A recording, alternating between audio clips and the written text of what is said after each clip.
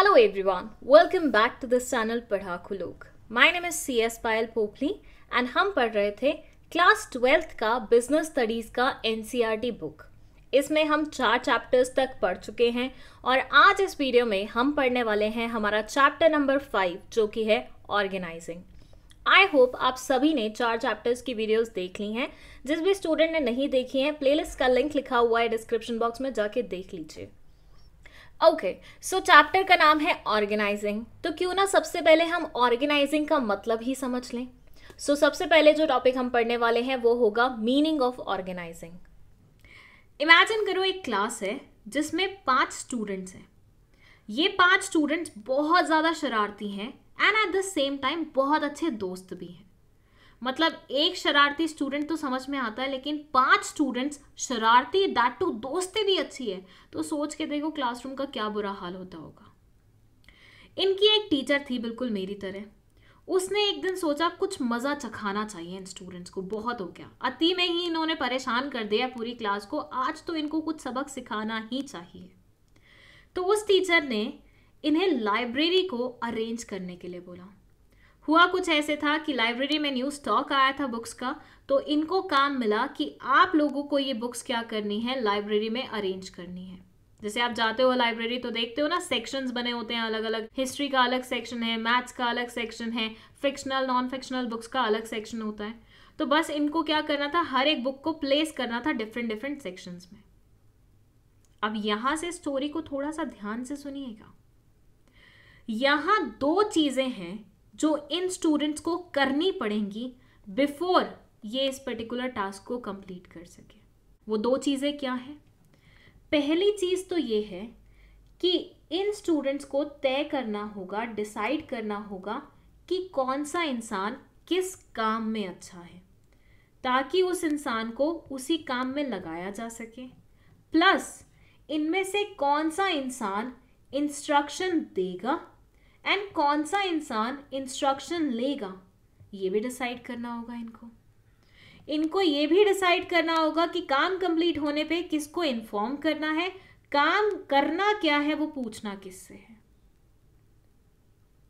ये हो गई एक चीज जिस पे इन्हें काम करना है बिफोर ये एक्चुअली काम करना शुरू करें। और दूसरी चीज क्या है? दूसरी चीज ये है कि ये बुक्स कहाँ रखनी है, कौन से सेक्शन में रखनी है, किस बुक को कहाँ प्लेस करना है, किस बुक की प्लेसमेंट किस जगह होगी, कौन से सेक्शन में होगी, ये सब पहले से डिसाइड करना होगा। सो ये दोनों काम ये काम शुरू होने से पहले करेंगे ताकि काम प्रॉपरली हो सके। और अगर इन्होंने ये दोनों काम नहीं किए ना काम शुरू होने से पहले, तो कुछ ऐसा हाल हो जाएगा लाइब्रेरी का। टीचर यहाँ खड़ी होके देख रही होगी कि ये क्या हो गया, और ये लोग लगे होंगे अपने में, बुक्स पता नहीं कहाँ हैं, ये खुद कहाँ है, कौन सी चीज़ कहाँ है, कुछ नहीं पता होगा। लाइफ भी कुछ ऐसे ही होती है ना, थोड़े ऑर्गेनाइज्ड वे में रहो तो सारी चीज़ें सिस्टमैटिकली हो जाती हैं, और जितना अनऑर्गेनाइज्ड वे में रहोगे लाइफ भी उतनी ही अनऑर्गेनाइज हो जाएगी। तो बिजनेस में भी सेम चीज़ ही चलती है। सिंपल लैंग्वेज में बोलूँ तो ऑर्गेनाइजेशन में अगर आपको हर एक चीज़ सिस्टमैटिकली करनी है तो आपको मेन एंड मटेरियल को बहुत ही ऑर्गेनाइज्ड वे में रखना होगा। और वो ऑर्गेनाइज्ड वे में रखना आप कहाँ करते हैं? आप ऑर्गेनाइजिंग में करते हैं। कौन सा इंसान किससे इंस्ट्रक्शन लेगा, कौन सा इंसान किसके ऊपर आएगा, हायरार्की कैसी बनेगी, कौन किसका सुपीरियर होगा, कौन किसका सबऑर्डिनेट होगा, ये सारी चीज़ें आपको पहले से डिसाइड करनी पड़ती हैं। और वो आप कहाँ करते हैं? ऑर्गेनाइजिंग में करते हैं। तो ये बोलते हैं कि एक बार आपने प्लान्स बना दिए, मैनेजमेंट में होता है ना 5 फंक्शंस होते हैं, planning, organizing, staffing, directing, controlling. तो एक बार आपने प्लानिंग कर लिया, फिर आप मूव करते हो तुम्हारे सेकंड फंक्शन पे जो कि है ऑर्गेनाइजिंग, जिसमें बेसिकली आप क्या करते हो, आप मेन एंड मटेरियल को ऑर्गेनाइज करने का काम करते हो। The organizing function leads to the creation of organizational structure। मैंने जैसे आपको बताया कौन किसका सीनियर होगा, कौन किसका सबऑर्डिनेट होगा, कौन किससे इंस्ट्रक्शन लेगा, कौन किसको इन्फॉर्म करेगा काम कंप्लीट होने पे, कौन किससे पूछेगा कैसे काम करना है, क्या काम करना है, वो सारी चीज़ें हम यहीं डिसाइड करते हैं। और ये पूरा ये डिसीजन क्या होता है, इसको बोलते हैं ऑर्गेनाइजेशनल स्ट्रक्चर। एक हायरार्की बनती है, कौन किसका सीनियर कौन किसका सबऑर्डिनेट, और इसको ऑर्गेनाइजेशनल स्ट्रक्चर के नाम से जाना जाता है। और इसके बारे में और ज़्यादा डिटेल में पढ़ेंगे हम अपकमिंग वीडियोज़ में।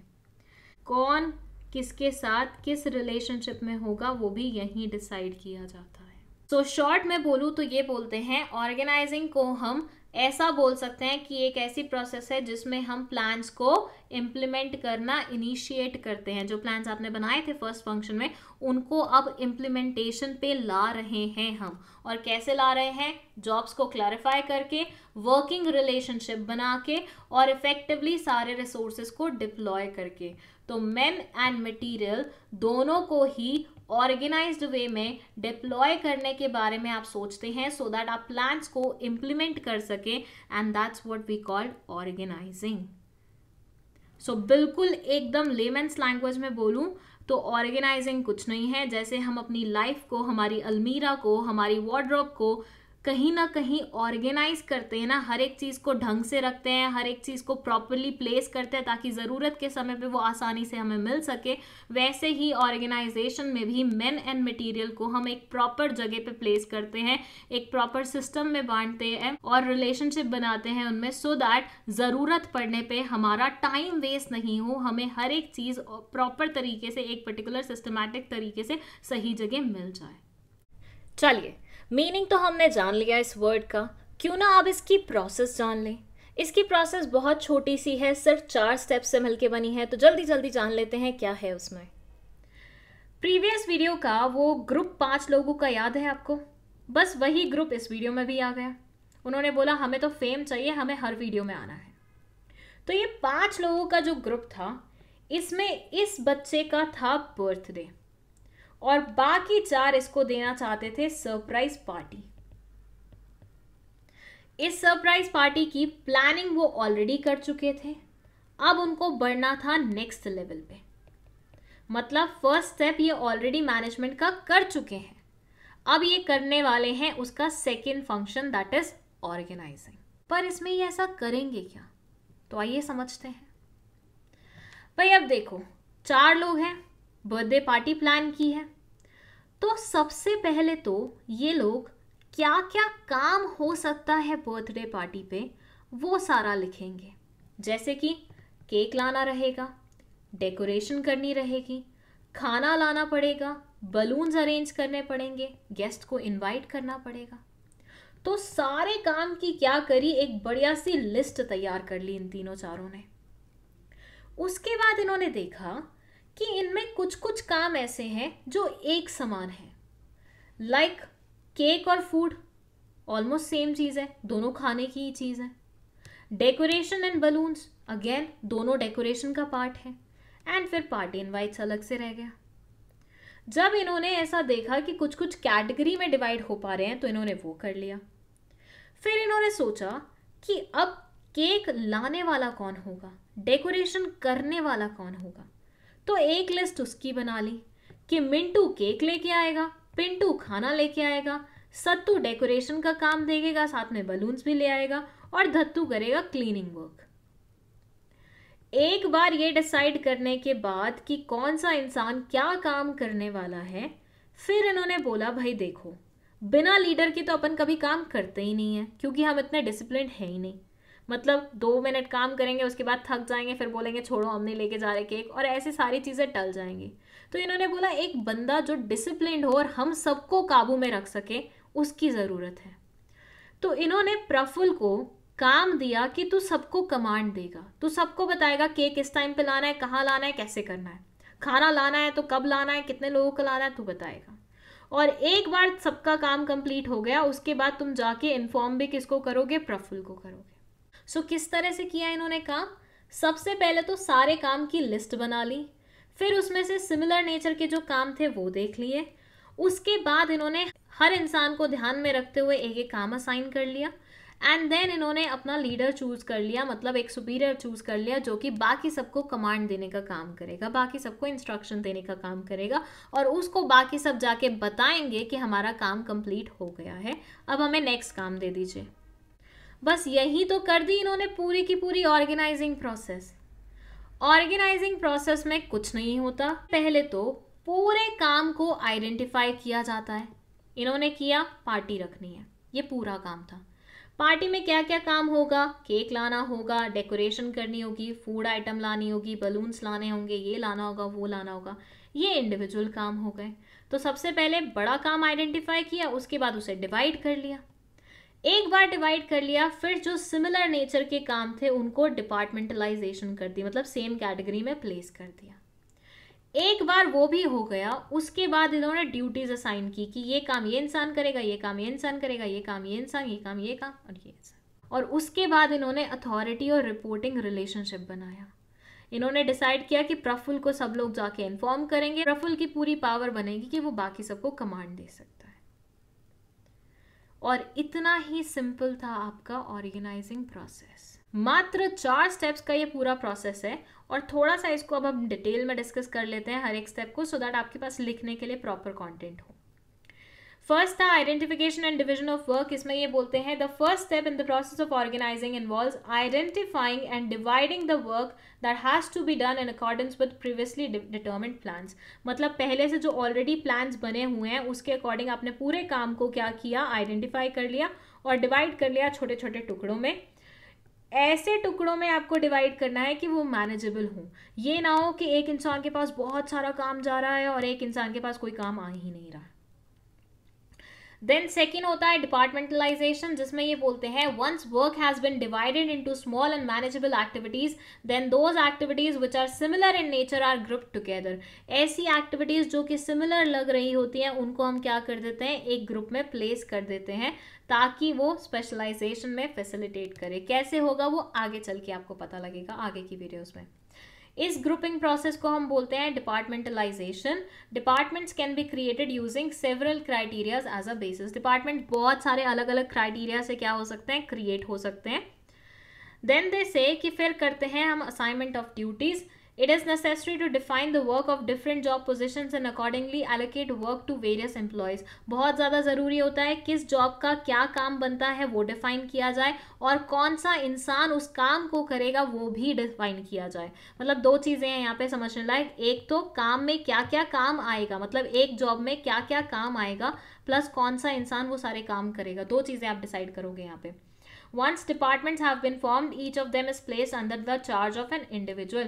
एक बार डिपार्टमेंट्स बन जाते हैं फिर उसका एक इंचार्ज हायर किया जाता है जो कि पूरे डिपार्टमेंट को ओवरसी करने का काम करता है, और फिर वो मेंबर्स को भी अपने अकॉर्डिंग हायर करता है, अपने अकॉर्डिंग रखता है और उनसे काम करवाता है। देन है establishing authority and reporting relationship, जिसमें ये बोलते हैं merely allocating work is not enough. Just आपने वर्क बांट दिया है उससे काम नहीं चलेगा। Each individual should also know who he has to take orders from and who he has to inform. Her individual को पता होना चाहिए कि उसको ऑर्डर लेने कहाँ पे जाना है और किसको रिपोर्ट करना है अगर उसका काम ख़त्म हो जाता है तो। मतलब एक स्ट्रक्चर बना होना चाहिए, एक हायरार्की बनी होनी चाहिए, सुपीरियर सबऑर्डिनेट्स का रिलेशनशिप प्रॉपरली डिफाइंड होना चाहिए, ताकि आप काम करने के बाद दर दर भटके नहीं कि किसके पास जाऊं, किसको बताऊं मेरा काम कंप्लीट हो गया। ऐसा नहीं हो आपके साथ, ठीक है। तो ये 4 स्टेप्स थे ऑर्गेनाइजिंग प्रोसेस के। चलिए, मीनिंग और प्रोसेस समझने के बाद अब हम समझते हैं कि किसी भी ऑर्गेनाइजेशन में ऑर्गेनाइजिंग की क्यों जाती है, मतलब इसके इम्पोर्टेंस के बारे में। तो आइए जान लेते हैं कितने पॉइंट्स हैं इसमें। इम्पोर्टेंस में फर्स्ट पॉइंट है बेनिफिट ऑफ स्पेशलाइजेशन, मतलब ऑर्गेनाइजिंग से स्पेशलाइजेशन आती है, वर्किंग रिलेशनशिप्स में क्लैरिटी आती है, रिसोर्सेज का ऑप्टिमम यूटिलाइजेशन होता है, चेंज को अडेप्ट कर पाते हैं, एडमिनिस्ट्रेशन बहुत ही इफेक्टिवली चलता है, और लोगों की डेवलपमेंट भी होती है, ग्रोथ भी होती है, और बिजनेस की भी ग्रोथ एंड एक्सपेंशन होती है। अब हम एक्सप्लेनेशन स्टार्ट करेंगे इस फर्स्ट पॉइंट से, that is benefits of specialization. आपने कभी ये वाला गेम देखा है, गेम बोलते हैं या प्ले बोलते हैं, शो बोलते हैं, आई डोंट नो क्या। बस इसमें ये होता है कि एक इंसान रोप पे चल रहा होता है, मतलब रस्सी लगी होती है, और एक इंसान बैलेंस मेंटेन करते हुए इसके ऊपर चल रहा होता है। What do you think first day ही इसका बैलेंस बन गया था? What do you think heels पहन के इतना बोझ सर पे उठा के ये एक ही दिन में तैयार हो गई थी इस रस्सी पे चलने के लिए? ऑब्वियसली नहीं। सबसे पहले तो रस्सी पे चलने के लिए एक ऐसी लड़की को ढूंढा होगा जिसका बैलेंस अच्छा होगा। फिर उसको बार बार बार बार बार बार रस्सी पे चलाया गया होगा ताकि उसका बैलेंस और ज्यादा और बढ़िया और तेज होता जाए। और फिर एक दिन ऐसा आया कि ये हील्स पहन के, इतना बोझ सर पे उठा के, अच्छे से कपड़े पहन के आसानी से बैलेंस बनाते हुए इस रोप पे चलने लगी। ये ऑर्गेनाइजिंग की वजह से ही हुआ। ऑर्गेनाइजिंग में प्रीवियस वीडियो में मैंने आपको बताया था कि हम क्या करते हैं, काम को आइडेंटिफाई करते हैं, देन डिवाइड करते हैं, और जो इंसान उस काम को करने में प्रो होता है उसे वो काम असाइन कर देते हैं और बार बार उससे सेम काम करवाते रहते, तो उससे क्या होता है, वो एक्सपर्ट बनता है उस काम में, उसको स्पेशलाइजेशन आती है वो काम करने की। तो it says organizing leads to systematic allocation of jobs amongst the workforce. मतलब वर्कफोर्स के बीच में जॉब्स का सिस्टमैटिक एलोकेशन होता है जिसकी वजह से वर्कलोड कम होता है, प्रोडक्टिविटी एनहेंस होती है। अब देखिए, इस लड़की को अगर 10 कामों में लगा के रखा होता, या एक दिन एक काम करवा रहे होते, दूसरे दिन दूसरा काम करवा रहे होते, तीसरे दिन तीसरा काम करवा रहे होते, तो क्या ये इतनी परफेक्ट बनती रस्सी पे चलने के लिए? ऑब्वियसली नहीं।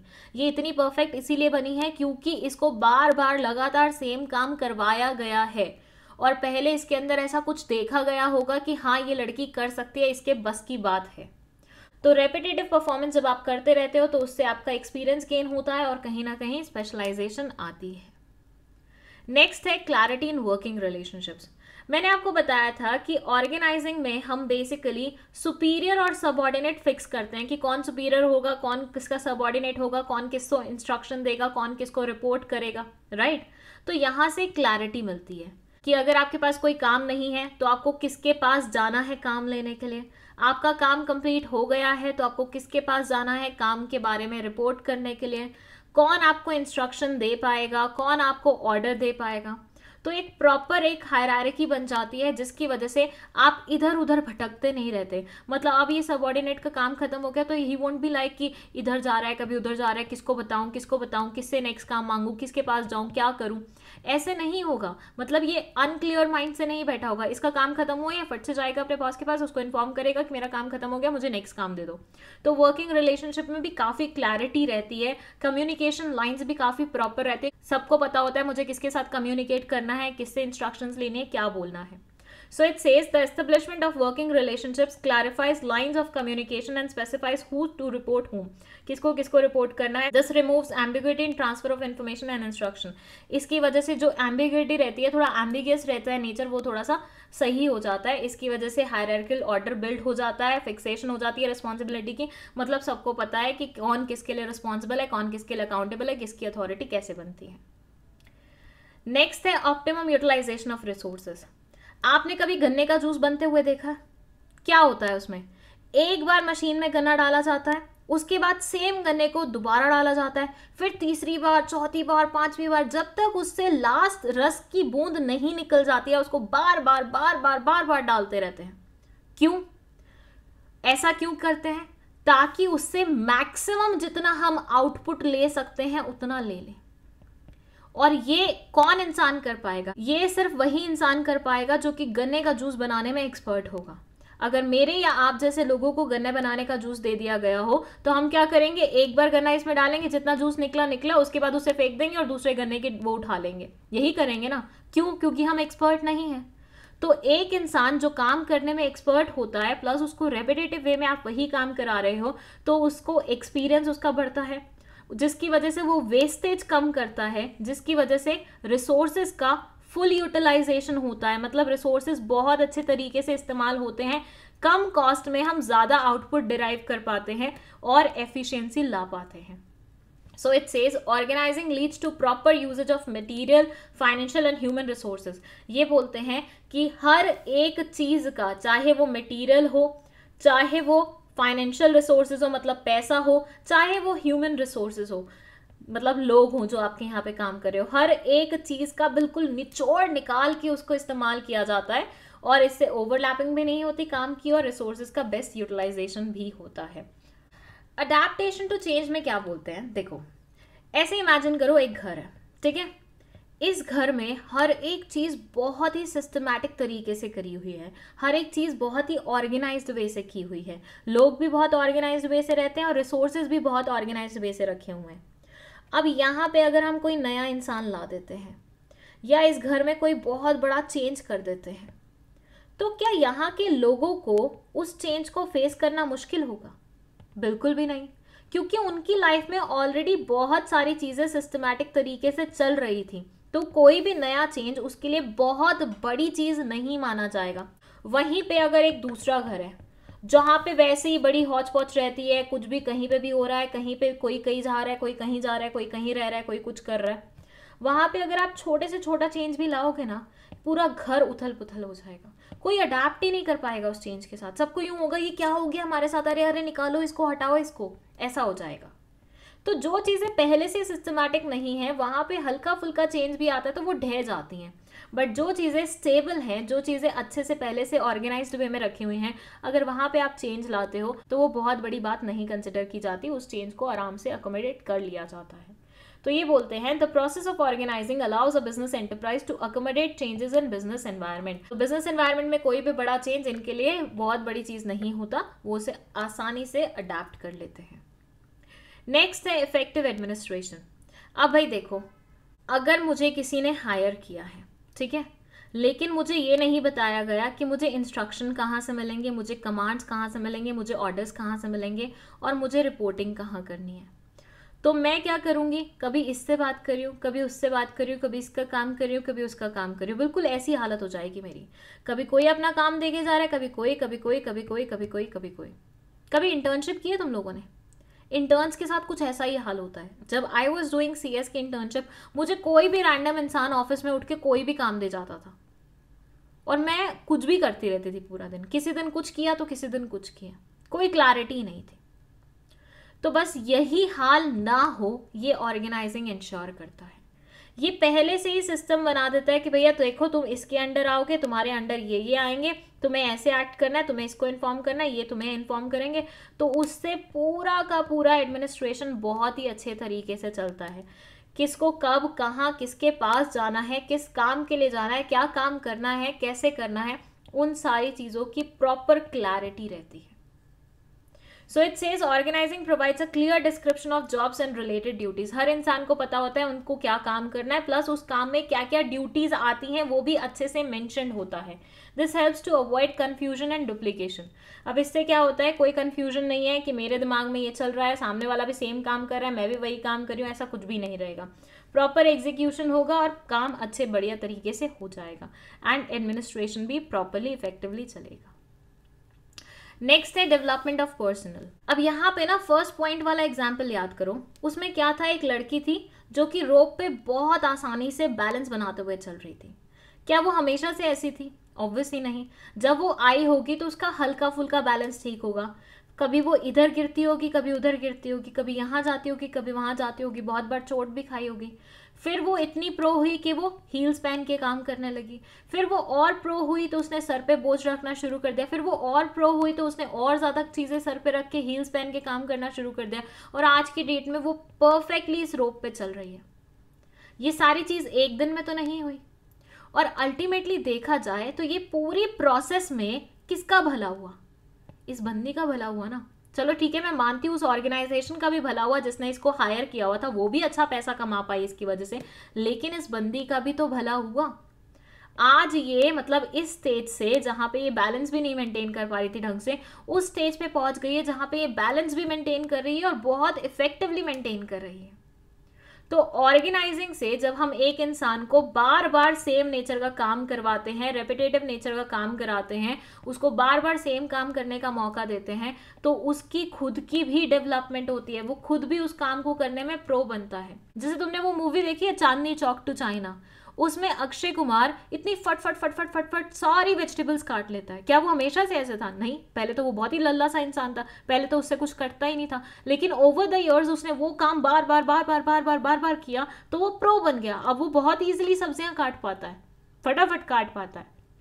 तो लोगों की भी कहीं ना कहीं डेवलपमेंट होती है ऑर्गेनाइजिंग की वजह से, क्योंकि यहाँ पे आपको पहले तो वही काम दिया जाता है जिसमें आपका इंटरेस्ट लाई करता है, उस काम को करने में सक्षम होते हैं, प्लस आपसे वो काम रेपिटेटिव वे में करवाया जाता है, बार बार करवाया जाता है, तो बार बार काम करके आप कहीं ना कहीं उस काम में बहुत ही बढ़िया होते ही हैं।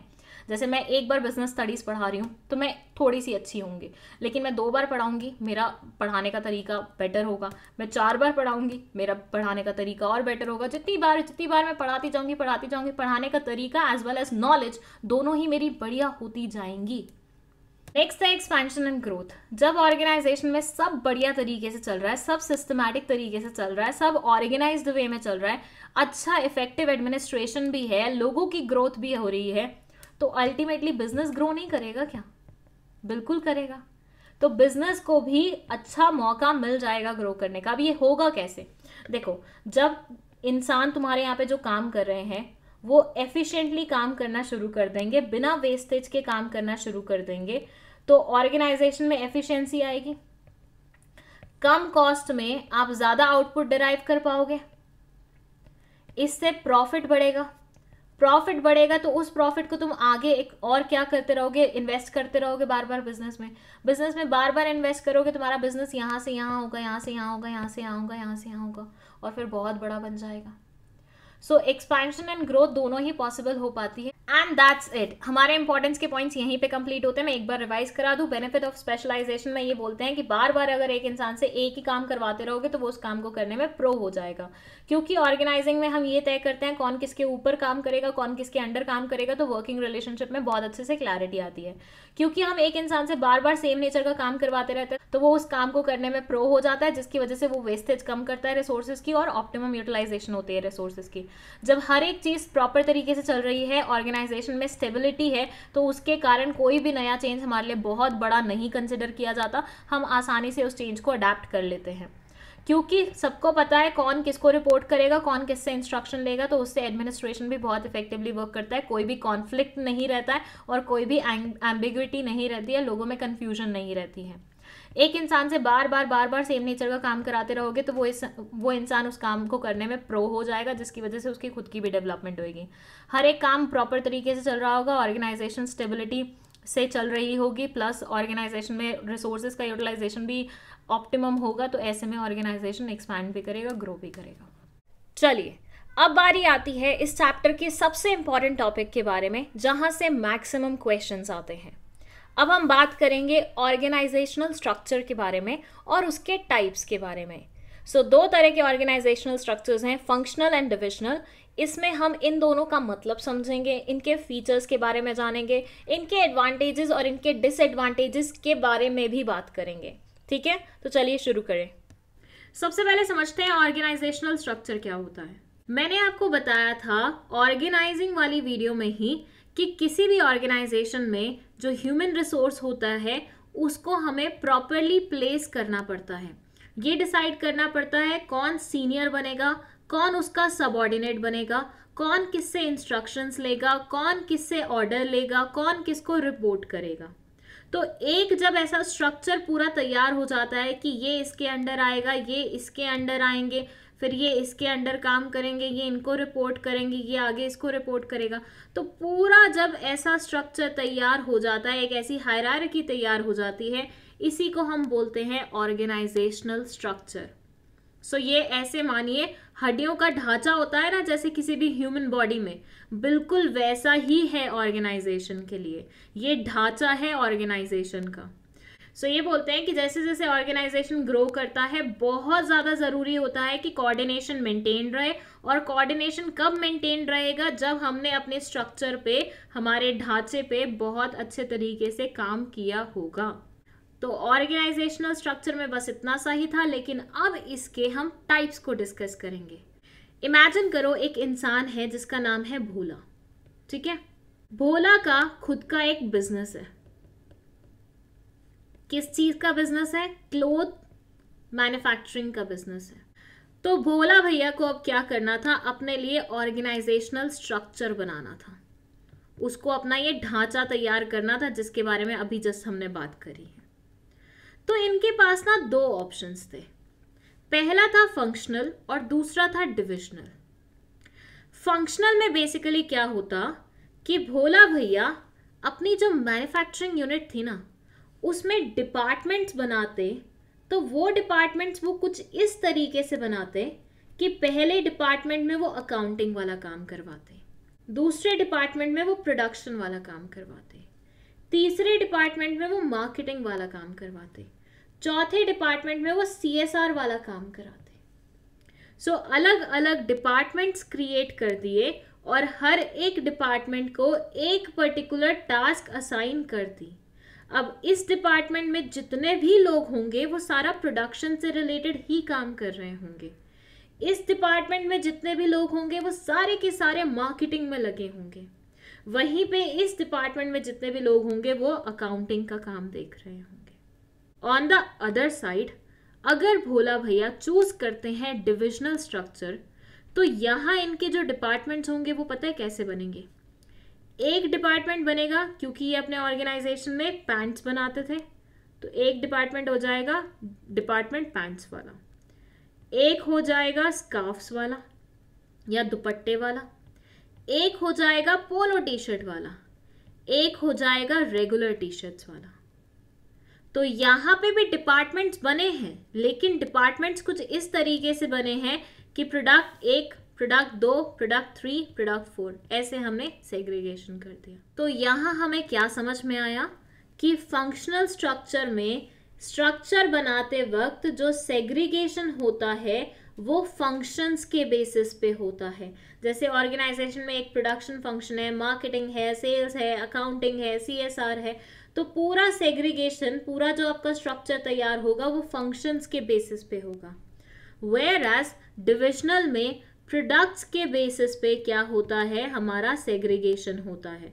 अब ऑब्वियसली यहाँ से आपको एक बहुत बेसिक सी चीज़ तो समझ में आ गई होगी कि डिविजनल स्ट्रक्चर सिर्फ उन्हीं ऑर्गेनाइजेशंस में अप्लाई किया जा सकता है जो मल्टीपल प्रोडक्ट्स बना रहे होते हैं। क्योंकि देखो, अगर कोई ऑर्गेनाइजेशन एक सिंगल प्रोडक्ट बना रही है तो यहाँ पे फिर आप डिपार्टमेंट्स कैसे क्रिएट करोगे, तो वो तो सिर्फ एक ही डिपार्टमेंट बनेगा। लेकिन कोई ऑर्गेनाइजेशन बहुत सारे प्रोडक्ट्स बना रही होती है तो वहां पे आप डिविजनल स्ट्रक्चर अप्लाई करते हैं। आइए अब इन्हें थोड़ा और ज्यादा डिटेल में समझ लेते हैं। सबसे पहले बात करेंगे फंक्शनल स्ट्रक्चर के बारे में। तो जैसे कि आप देख सकते हैं यहाँ जो सेग्रीगेशन है वो कुछ ऐसे हुआ है कि सबसे ऊपर आता है प्रेसिडेंट, ये होता है सीनियर, ठीक है। उसके अंडर R&D मैनेजर, मतलब एक डिपार्टमेंट क्रिएट हुआ। उसके अंदर फाइनेंस मैनेजर, दूसरा डिपार्टमेंट क्रिएट हुआ। तीसरा डिपार्टमेंट मार्केटिंग मैनेजर का हुआ। फिर डिवीजन प्रोडक्ट साइड, यहाँ डिजाइन, डेवलपमेंट, टेस्टिंग वाले सारे लोग इसके अंदर आ जाएंगे। अकाउंटिंग, परचेजिंग, फाइनेंस वाले इसके अंदर, सेल्स, कस्टमर सर्विसेज के अंदर एंड रिमेनिंग। सो बेसिकली यहाँ पे आपने सेग्रीगेशन किन बेसिस पे किया, जैसे कि नाम से ही समझ में आ रहा है, फंक्शंस के बेसिस पे किया। तो grouping of jobs of similar nature under functional and organizing these major functions as separate departments create a functional structure. जब हम सिमिलर नेचर की टास्क को ग्रुप कर देते हैं और एक फंक्शन के अंदर प्लेस कर देते हैं, जैसे डिजाइन, डेवलपमेंट, टेस्टिंग, तीनों ही R&D से रिलेटेड था, तो तीनों ही सेम नेचर की चीजें थी, उनको ग्रुप करके हमने R&D मैनेजर के अंदर डाल दिया और इस प्रकार से हमने डिफरेंट डिपार्टमेंट्स क्रिएट कर दिए। अब जानते हैं कि फंक्शनल स्ट्रक्चर के एडवांटेजेस क्या होते हैं। सबसे पहले ये बोलते हैं a functional structure leads to occupational specialization. अब भाई देखो, जो प्रोडक्शन डिपार्टमेंट में काम कर रहा होगा वो प्रोडक्शन का A to Z बहुत अच्छे तरीके से समझ जाएगा, वो इस चीज़ में स्पेशलाइज्ड हो जाएगा। उसको यूँ नहीं होगा कि उसको प्रोडक्शन के बारे में कुछ नहीं पता, नहीं, प्रोडक्शन डिपार्टमेंट में रह के वो वहाँ की हर एक चीज़ को आहिस्ता आहिस्ता आहिस्ता सीख जाएगा और प्रोडक्शन से रिलेटेड वो क्या बन जाएगा, प्रो बन जाएगा। तो इससे स्पेशलाइजेशन आती है। It promotes control and coordination with in a department, क्योंकि देखो प्रोडक्शन डिपार्टमेंट के जितने भी लोग होंगे वो सारे के सारे प्रोडक्शन से रिलेटेड काम कर रहे होंगे, तो obviously with in a department उनकी जो कोऑर्डिनेशन होगी वो बहुत ही हाई लेवल की होगी। रीजन बीइंग, जब सब एक नेचर का काम कर रहे होंगे तो सब एक दूसरे की प्रॉब्लम्स को समझेंगे ना, सब एक दूसरे की हेल्प करेंगे, तो यहाँ से कोऑर्डिनेशन इंप्रूव होता है। It helps in increasing managerial and operational efficiency and this results in increased profit. इससे operational efficiency भी बढ़ता है जिसकी वजह से ultimately क्या होता है, profit increase हो जाते हैं. It leads to minimal duplication of efforts which results in economies of scale and this lowers cost. अब इसका क्या मतलब है, देखिए अब यहाँ पे समझिए. जैसे R&D डिपार्टमेंट है तो पूरी ऑर्गेनाइजेशन का जितना भी R&D होगा वो इसी डिपार्टमेंट के अंदर होगा. तो इसकी वजह से हर एक डिपार्टमेंट R&D वाला काम नहीं कर रहा होगा. अगर हर एक डिपार्टमेंट R&D वाला काम करना शुरू कर देता तो ऐसे मानो कितना ज़्यादा डुप्लीकेशन हो जाता काम का. बट वो चीज़ यहाँ पे नहीं हो रही है क्योंकि एक पर्टिकुलर डिपार्टमेंट सिर्फ और सिर्फ पूरे ऑर्गेनाइजेशन में इकलौता ऐसा होगा जो उस पर्टिकुलर चीज़ का काम कर रहा होगा. यहाँ से एफर्ट्स का डुप्लीकेशन कम होता है जिसकी वजह से कॉस्ट कम लगती है और इकोनॉमीज ऑफ स्केल आती है. It makes training of employees easier as focus is only limited on a range of skills. ये employees की ट्रेनिंग के लिए भी अच्छा होता है क्योंकि प्रोडक्शन डिपार्टमेंट वाला सिर्फ प्रोडक्शन सीख रहा होगा, मार्केटिंग डिपार्टमेंट वाला सिर्फ और सिर्फ मार्केटिंग सीख रहा होगा, तो बहुत ज़्यादा फोकस्ड रहते हैं. जैसे बोला जाता है ना कि अगर आपको किसी चीज़ में बहुत ज़्यादा सक्सेसफुल होना है तो पूरा का पूरा अपना एफर्ट उसी चीज़ में लगा दो. अगर तुम मल्टीपल चीज़ों में अपना फोकस रखोगे तो कभी भी तुम उस लेवल तक नहीं पहुंच पाओगे जिस लेवल पे तुम पहुंचना चाहते हो. बस वही चीज़ बोली जा रही है कि एक एम्प्लॉय क्योंकि उसी फील्ड में लगा हुआ है और सब कुछ उसी फील्ड का सीख रहा है तो वो उसमें तो प्रो होगा ही होगा and at the same time skills भी उसके अंदर बहुत अच्छे से आ जाएंगे और उसका फोकस भी इंक्रीज रहेगा. It ensures that different functions get due attention. इससे ये भी मेक श्योर होता है कि ऑर्गेनाइजेशन में हर एक फंक्शन को प्रॉपरली इज्जत मिल रही है, अटेंशन मिल रही है. बट ऑब्वियसली जहाँ पे कुछ फायदे हैं वहाँ कुछ नुकसान भी होंगे. तो यहाँ पढ़ते हैं हम डिसएडवांटेजेस ऑफ फंक्शनल स्ट्रक्चर. ये बोलते हैं a functional structure places less emphasis on overall enterprise objectives than the objectives pursued by the functional head. इसका क्या मतलब हुआ, यहाँ आइए. अब भाई देखिए ये R&D मैनेजर जो होगा ये पता है क्या, ये इतना डूब जाएगा अपने डिपार्टमेंट में और अपने डिपार्टमेंट की चीज़ों में कि ऑर्गेनाइजेशन का ओवरऑल ऑब्जेक्टिव क्या है वो उसे साइडलाइन कर देगा. उसको लगेगा नहीं नहीं पहले मुझे मेरे डिपार्टमेंट को देखना है. आपने अक्सर ऐसा देखा भी होगा जो डिपार्टमेंट से एसोसिएटेड लोग होते हैं ना वो अपने डिपार्टमेंट को लेके इतने ज़्यादा पर्टिकुलर हो जाते हैं कि वो भूल जाते हैं कि अल्टीमेटली डिपार्टमेंट भी किसी ऑर्गेनाइजेशन का हिस्सा है और उस ऑर्गेनाइजेशन के खुद के भी कुछ ऑब्जेक्टिव्स हैं.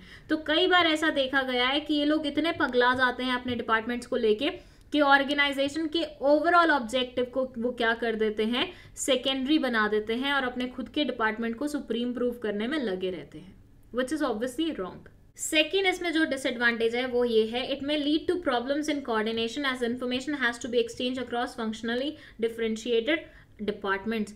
अलग अलग डिपार्टमेंट्स हैं, प्रोडक्शन, मार्केटिंग, सेल्स, अकाउंट्स. अब भाई कई बार क्या होता है अकाउंट्स की इन्फॉर्मेशन सेल्स में भेजनी पड़ती है, मार्केटिंग में भेजनी पड़ती है, प्रोडक्शन में भी भेजनी पड़ती है एंड वाइस वर्सा प्रोडक्शन की इन्फॉर्मेशन अकाउंट्स में भेजनी पड़ती है. तो इन्फॉर्मेशन यहाँ से यहाँ ट्रैवल करती है तो वहाँ पे कोऑर्डिनेशन की प्रॉब्लम फेस की जा सकती है. अब आपका यहाँ पे बोलना हो सकता है कि मैम अभी एडवांटेजेस में आपने पढ़ाया कि कोऑर्डिनेशन इम्प्रूव होता है और अब आप बोल रहे हो कोऑर्डिनेशन खत्म हो रहा है. तो बेटा देखो प्रीवियसली मैंने आपको एडवांटेजेस में जो पढ़ाया वो मैंने क्या पढ़ाया कि एक डिपार्टमेंट के विद इन जो कोऑर्डिनेशन होता है वो इम्प्रूव हुआ फंक्शनल स्ट्रक्चर में. मतलब प्रोडक्शन डिपार्टमेंट है तो प्रोडक्शन डिपार्टमेंट के जितने लोग हैं वो सारे के सारे आपस में कोऑर्डिनेटेड वे में चलेंगे. लेकिन जहां प्रॉब्लम जा रही है वो ये है कि जो दूसरा डिपार्टमेंट है, फॉर से कोई मार्केटिंग डिपार्टमेंट है, तो मार्केटिंग डिपार्टमेंट और प्रोडक्शन डिपार्टमेंट के कोऑर्डिनेशन में उतना ज़्यादा तालमेल नहीं बैठ पा रहा है और ये बन जाता है एक डिसएडवांटेज. जब इंफॉर्मेशन इधर से इधर पास ऑन होनी है तो वो थोड़ा सा कम्बरसम हो जाता है, कोऑर्डिनेशन की प्रॉब्लम फेस की जा सकती है.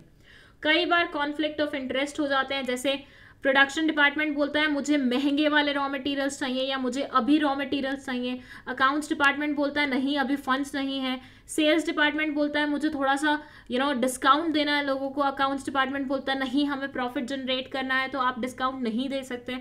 तो ऐसे कॉन्फ्लिक्ट ऑफ इंटरेस्ट राइज हो जाते हैं और कई बार लड़ाई झगड़े भी हो जाते हैं डिपार्टमेंट्स में. And at the same time ये बोलते हैं कई बार लोग थोड़े से इनफ्लेक्सिबल हो जाते हैं क्योंकि वो सिर्फ और सिर्फ एक डिपार्टमेंट की नॉलेज ले रहे हैं। जैसे प्रोडक्शन डिपार्टमेंट वाला जो है वो प्रोडक्शन डिपार्टमेंट का A to Z तो सीख जाता है, A to Z तो सीख जाता है, लेकिन बाकी डिपार्टमेंट्स में क्या चीजें हैं उसके बारे में उसको कोई आइडिया नहीं रहता, जिसकी वजह से इसकी सोच थोड़ी सी क्या हो जाती है, नैरो हो जाती है, और ये बस उतना ही सोच पाता है जितना प्रोडक्शन डिपार्टमेंट का कोई भी दूसरा इंसान सोच पाएगा। उसको दुनिया की खबर नहीं रहती। वो बोलते हैं ना कुएं का मेंढक बन जाना, तो आप डिपार्टमेंट्स में प्लेस करके लोगों को कुएं का मेंढक बना रहे हो तो वो उनकी दुनिया बस वहीं तक सीमित रहती है। वो बाहर निकलते हैं तो उनको बहुत ही बहुत चक्का सा लगता है कि ये हम कहाँ आ गए हैं। बस वही चीज कुछ हो जाती है इन लोगों के साथ भी। अब बात करें सुटेबिलिटी की, फंक्शनल स्ट्रक्चर कहाँ सुटेबल होता है, तो ये बोलते हैं कि कोई ऑर्गेनाइजेशन जब बहुत लार्ज होती है, बहुत बड़ी होती है और उसमें डाइवर्सिफाइड एक्टिविटीज और ऑपरेशंस होते हैं जिनको स्पेशलाइजेशन की जरूरत होती है, उन ऑर्गेनाइजेशंस के लिए हमारा फंक्शनल स्ट्रक्चर क्या होगा, सुटेबल होगा। तो ऑर्गेनाइजेशन अगर बड़ी है, स्पेशलाइजेशन मतलब बहुत सारी एक्टिविटीज हो रही हैं और स्पेशलाइजेशन की रिक्वायरमेंट है, तो हम ये वाला स्ट्रक्चर वहां पे अप्लाई कर देंगे। तो फंक्शनल स्ट्रक्चर में बस इतना ही था। Now let's move to divisional structure. अब जैसे कि मैंने आपको पहले ही बताया, डिविजनल स्ट्रक्चर में जो सेग्रीगेशन होता है वो प्रोडक्ट्स के बेसिस पे होता है। जब कोई ऑर्गेनाइजेशन मल्टीपल प्रोडक्ट्स बना रही होती है तो वो डिविजनल स्ट्रक्चर को अप्लाई करती है। जैसे कि यहाँ पे ये organization product A, product B और प्रोडक्ट C करके 3 अलग अलग डिपार्टमेंट्स बनाए हुए थे। अब ध्यान से समझिएगा जो चीज मैं आगे बताने वाली हूं। जिस प्रकार से फंक्शनल स्ट्रक्चर में सेग्रीगेशन फंक्शंस के बेसिस पे होता था, क्योंकि डिविजनल स्ट्रक्चर में प्रोडक्ट्स के बेसिस पे सेग्रीगेशन हो रहा है, तो फर्दर हर एक डिपार्टमेंट में R&D, मैन्युफैक्चरिंग, मार्केटिंग, फाइनेंस अलग अलग लोग काम कर रहे होंगे। मतलब प्रोडक्ट C के लिए R&D कोई और कर रहा होगा, प्रोडक्ट B के लिए R&D कोई और कर रहा होगा, प्रोडक्ट A के लिए R&D कोई और कर रहा होगा, इसकी मैन्युफैक्चरिंग कोई और कर रहा होगा, प्रोडक्ट B की मैन्युफैक्चरिंग कोई और कर रहा होगा, प्रोडक्ट C की मैन्युफैक्चरिंग कोई और कर रहा होगा, A का फाइनेंस कोई और देख रहा होगा, B का फाइनेंस कोई और देख रहा होगा, C का फाइनेंस कोई और देख रहा होगा। अब हम बात करते हैं इसके एडवांटेजेस के बारे में। यहाँ ये बोलते हैं product specialization helps in development of varied skills in a divisional head, and this prepares him for higher position. This is because he gains experience in all the functions related to a particular product. अब देखो जैसे product A है for से T shirt, ठीक है, तो अब जो इंसान इस पर्टिकुलर डिपार्टमेंट में काम कर रहा होगा उसको टी शर्ट की R&D का भी खबर होगा, मैन्युफैक्चरिंग का भी खबर होगा, मार्केटिंग का भी होगा, फाइनेंस का भी होगा। तो ऐसे समझो उसको कितनी सारी स्किल्स एक साथ सीखने को मिल रही हैं। तो बस बहुत सारी स्किल्स, बहुत सारा एक्सपीरियंस वो एक ही साथ गेन कर सकता है। सेकेंड पॉइंट है इसमें, divisional heads are accountable for the profits as revenues and cost related to different departments can be easily identified and assign to them. अब भाई देखो, अब ये डिवीजन प्रोडक्ट A का है, ठीक है, फॉर से ये टी शर्ट से रिलेटेड प्रोडक्ट था, ठीक है, तो अगर ये वाला डिपार्टमेंट हमें अच्छा खासा प्रॉफिट जनरेट करके दे पा रहा है तो हमारे लिए कितना इजी होगा ना इस पर्टिकुलर मैनेजर को अकाउंटेबल ठहराना। क्योंकि भैया हमें पता चल रहा है कि टी शर्ट वाले बिजनेस से हमें सबसे ज़्यादा प्रॉफिट जनरेट हो रहा है, मतलब ये डिपार्टमेंट अच्छे से काम कर रहा है, तो यहाँ पे थोड़ा सा अकाउंटेबिलिटी रहती है। It promotes flexibility and initiative because each division functions as an autonomous unit. यहाँ पे हर एक डिविजन ऑटोनॉमस यूनिट की तरह काम कर रहा होता है, अलग अलग प्रोडक्ट्स अलग अलग यूनिट की तरह काम कर रहे होते हैं, तो थोड़ा सा यहाँ पे क्या हो जाता है, फ्लेक्सिबिलिटी आती है। It facilitates expansion and growth. इसमें थोड़ा सा आप एक्सपेंशन और ग्रोथ अच्छे से प्लान कर सकते हो, क्योंकि आपको कुछ नहीं करना, आपको बस एक नया डिपार्टमेंट क्रिएट करना है। फॉर से प्रोडक्ट डी का डिपार्टमेंट, प्रोडक्ट ई का डिपार्टमेंट, दैट्स इट। क्योंकि ऑलरेडी हर एक डिपार्टमेंट प्रोडक्ट बेसिस पे चल रहे हैं, तो एक्सपेंशन इतना सिंपल हो जाएगा कि एक नया आप डिपार्टमेंट क्रिएट कर रहे हो, दैट्स इट, उसके अलावा कुछ नहीं कर रहे। वहीं पे अगर डिसएडवांटेजेस की बात करो तो ये बोलते हैं कॉन्फ्लिक्ट में arise among different divisions with reference to allocation of funds. भाई देखो, पैसा तो बड़े बड़े लोगों के बीच में फूट डलवा लेता है, तो यहाँ पे अलग अलग डिपार्टमेंट्स, अलग अलग डिविजन्स पैसों के पीछे, पैसों के एलोकेशन के पीछे लड़ सकते हैं। मतलब प्रोडक्ट ए वाले बोले हमें ज़्यादा पैसा चाहिए, प्रोडक्ट बी वाले बोले नहीं हमें ज़्यादा पैसा चाहिए, सी वाले बोले नहीं हमें ज़्यादा पैसा चाहिए, तो लड़ाई वगैरह हो सकती है। It may lead to increase in cost since there may be duplication of activities across products. अच्छा, ये वाले पॉइंट को थोड़ा सा अच्छे से समझना. ये बेसिकली क्या बोलने की कोशिश कर रहे हैं आपको कि देखो, जैसे मैंने आपको बताया प्रोडक्ट ए है, प्रोडक्ट बी है, प्रोडक्ट सी है. प्रोडक्ट ए में भी R&D हो रही है, प्रोडक्ट बी में भी R&D हो रही है, प्रोडक्ट सी में भी R&D हो रही है. प्रोडक्ट ए में भी मैन्युफैक्चर हो रहा है, इसमें भी मैन्युफैक्चर हो रहा है, इसमें भी मैन्युफैक्चर हो रहा है. अब हो सकता था इनमें से बहुत सारी चीज़ें कॉमन हो जाती अगर ये सारी चीज़ें मिलके चल रही होती, बट क्योंकि यहाँ पे आपने डिफरेंट डिफरेंट डिपार्टमेंट्स क्रिएट कर दिए हैं और हर काम को सेग्रीगेट कर दिया है, तो हो सकता है ये इंसान फाइनेंस वाला जो काम कर रहा है सेम काम ये वाला डिपार्टमेंट वाला इंसान भी कर रहा है और सेम काम ये वाला इंसान भी कर रहा है, जिसकी वजह से वर्क का क्या हो रहा है, डुप्लीकेशन हो रहा है. तो वो डुप्लीकेशन थोड़ा सा आपके लिए कॉस्टली साबित हो सकता है. It provides managers with the authority to supervise all activities related to a particular division. एक particular division से related सारी activities को एक ही मैनेजर देख रहा है, तो हो सकता है कभी कभी उस मैनेजर की ईगो पे बातें आ जाए. जैसे मैंने आपको पहले भी बताया कि थोड़ा सा कभी कभी वो क्या कर देते हैं, अपने गोल्स को ज़्यादा सुप्रीम कंसिडर करते हुए, जिसकी वजह से अगेन ऑर्गेनाइजेशन को बेयर करना पड़ सकता है. एंड अगर सूटेबिलिटी की बात करें तो एक ऐसा ऑर्गेनाइजेशन जो मल्टीपल प्रोडक्ट्स बना रहा होता है उसके लिए डिविजनल स्ट्रक्चर बेस्ट बैठता है. ऑर्गेनाइजेशनल स्ट्रक्चर में एक छोटू सा टॉपिक दिया हुआ था स्पैन ऑफ मैनेजमेंट का. आइए उसे भी जान लेते हैं क्योंकि यहाँ से भी क्वेश्चन पूछ लेता है कभी कभी CBSE. चलिए, सबसे पहले तो आप लोगों के लिए एक क्वेश्चन है, क्या आपने कभी भी ये सोचा है कि आपके स्कूल में सेक्शंस क्यों बनाए जाते हैं एक एक क्लास में? मतलब 12th क्लास है तो उसका सेक्शन 1, 2, 3, 4, 5.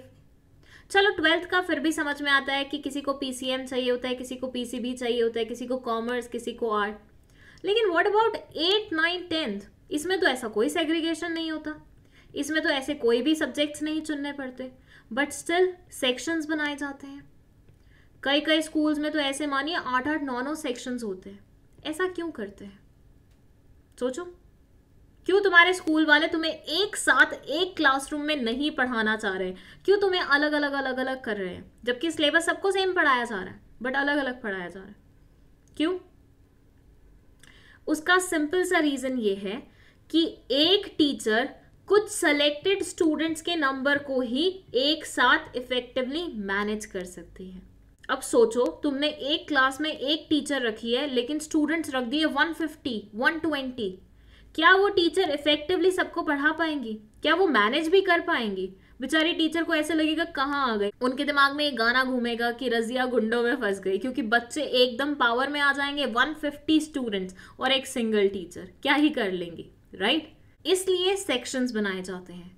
सेक्शंस के थ्रू हम नंबर ऑफ स्टूडेंट्स को एक क्लासरूम में लिमिटेड अमाउंट में रखते हैं. मतलब किसी में 10 रख दिए, किसी में 20 रख दिए, किसी में 30 रख दिए, according to the environment and everything. तो क्यों किया जाता है ये? ताकि टीचर इफेक्टिवली बच्चों को हैंडल कर सके. अब भाई ऑर्गेनाइजेशन में भी तो ऐसा ही होता होगा ना. जैसे स्कूल में टीचर होता है वैसे ही ऑर्गेनाइजेशन में सुपीरियर होता है. जैसे स्कूल में स्टूडेंट्स होते हैं वैसे ही ऑर्गेनाइजेशन में सबऑर्डिनेट्स होते हैं. तो एक सुपीरियर कितने सबऑर्डिनेट्स को एक साथ इफेक्टिवली अपने अंडर रख के उन्हें मैनेज कर सकता है, ये होता है हमारा span of management. So basically span of management कुछ नहीं है, it refers to the number of subordinates that can be effectively managed by a superior. Number of subordinates जो इफेक्टिवली एक सुपीरियर द्वारा मैनेज किए जा सकते हैं, इंस्ट्रक्शंस दे सकता है इनको, आसानी से इनको हैंडल कर सकता है, इनका काम देख सकता है, सुपरवाइज कर सकता है. इसे हम बोलते हैं स्पैन ऑफ मैनेजमेंट. अब दो तरह के स्पैन ऑफ मैनेजमेंट होते हैं. फर्स्ट होता है narrow span of management, second होता है वाइड स्पैन ऑफ मैनेजमेंट. इसका क्या मतलब है? देखिए, पहले हम समझेंगे नैरो वाला. ये जो पहले वाला डायग्राम है ये नैरो को डिस्प्ले करता है. ऐसे मानिए ये है सुपीरियर. सुपीरियर अपने अंदर ज्यादा लोगों को नहीं रखना चाहता तो इसने 2 लोगों को रखा है. ठीक है, अब इन 2 लोगों ने आगे 2 लोगों को रखा है और उन 2 लोगों ने आगे 2 लोगों को रखा है. तो नैरो स्पैन ऑफ मैनेजमेंट में क्या होता है कि इस तरह का कुछ आपको ट्रायंगुलर फिगर बनते हुए दिखता है। इसमें ये चीज लंबी जाती है, ये नैरो होती है दो, लेकिन लंबी जाती है क्योंकि यहाँ पे पर सुपीरियर द्वारा बहुत ज्यादा सबऑर्डिनेट्स नहीं मैनेज किए जाते हैं।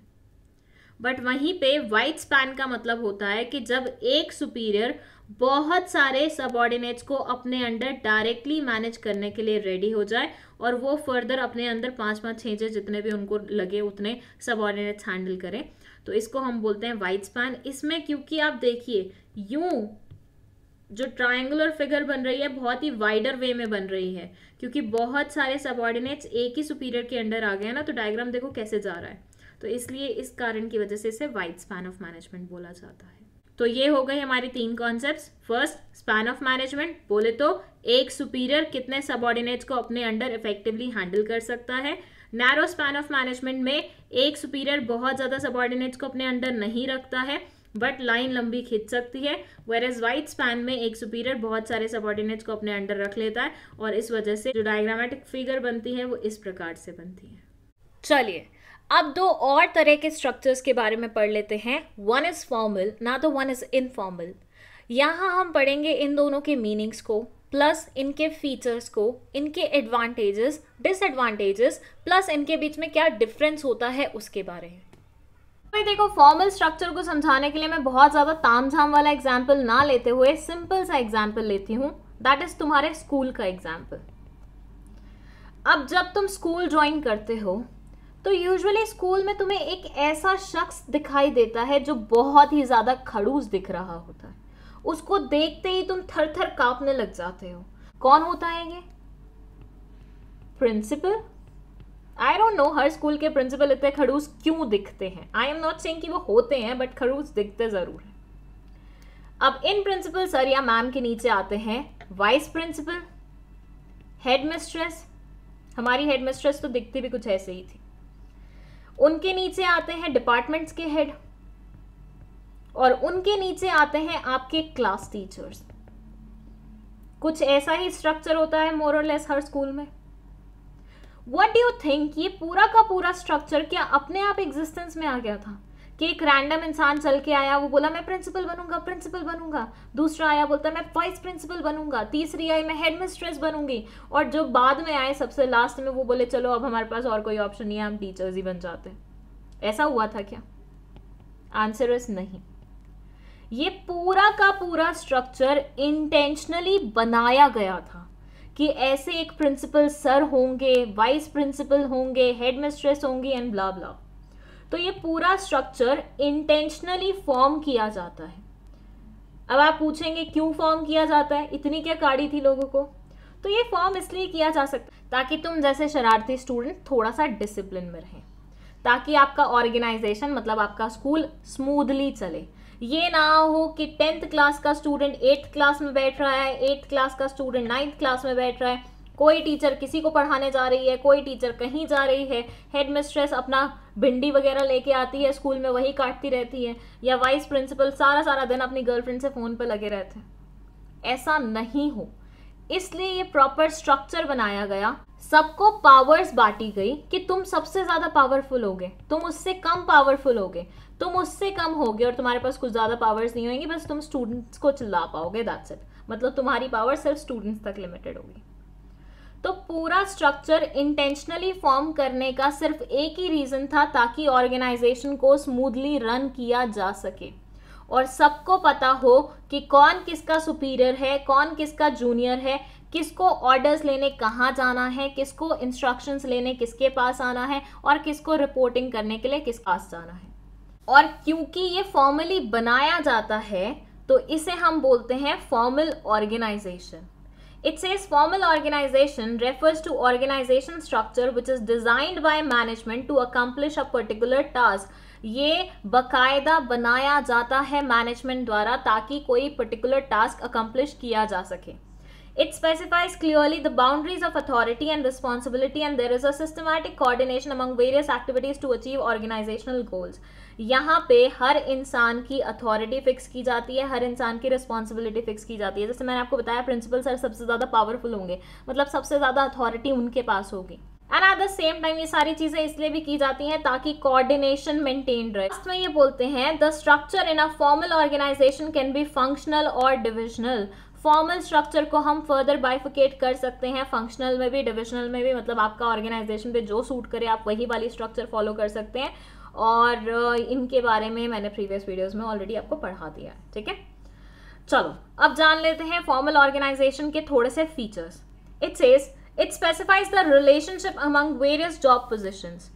प्रिंसिपल सर का वाइस प्रिंसिपल के साथ क्या रिलेशनशिप रहेगा, हेड मिस्ट्रेस के साथ क्या रिलेशनशिप रहेगा, टीचर्स के साथ क्या रिलेशनशिप रहेगा, ये सारी चीजें इस पर्टिकुलर फॉर्मल स्ट्रक्चर से आपको पता चलती हैं।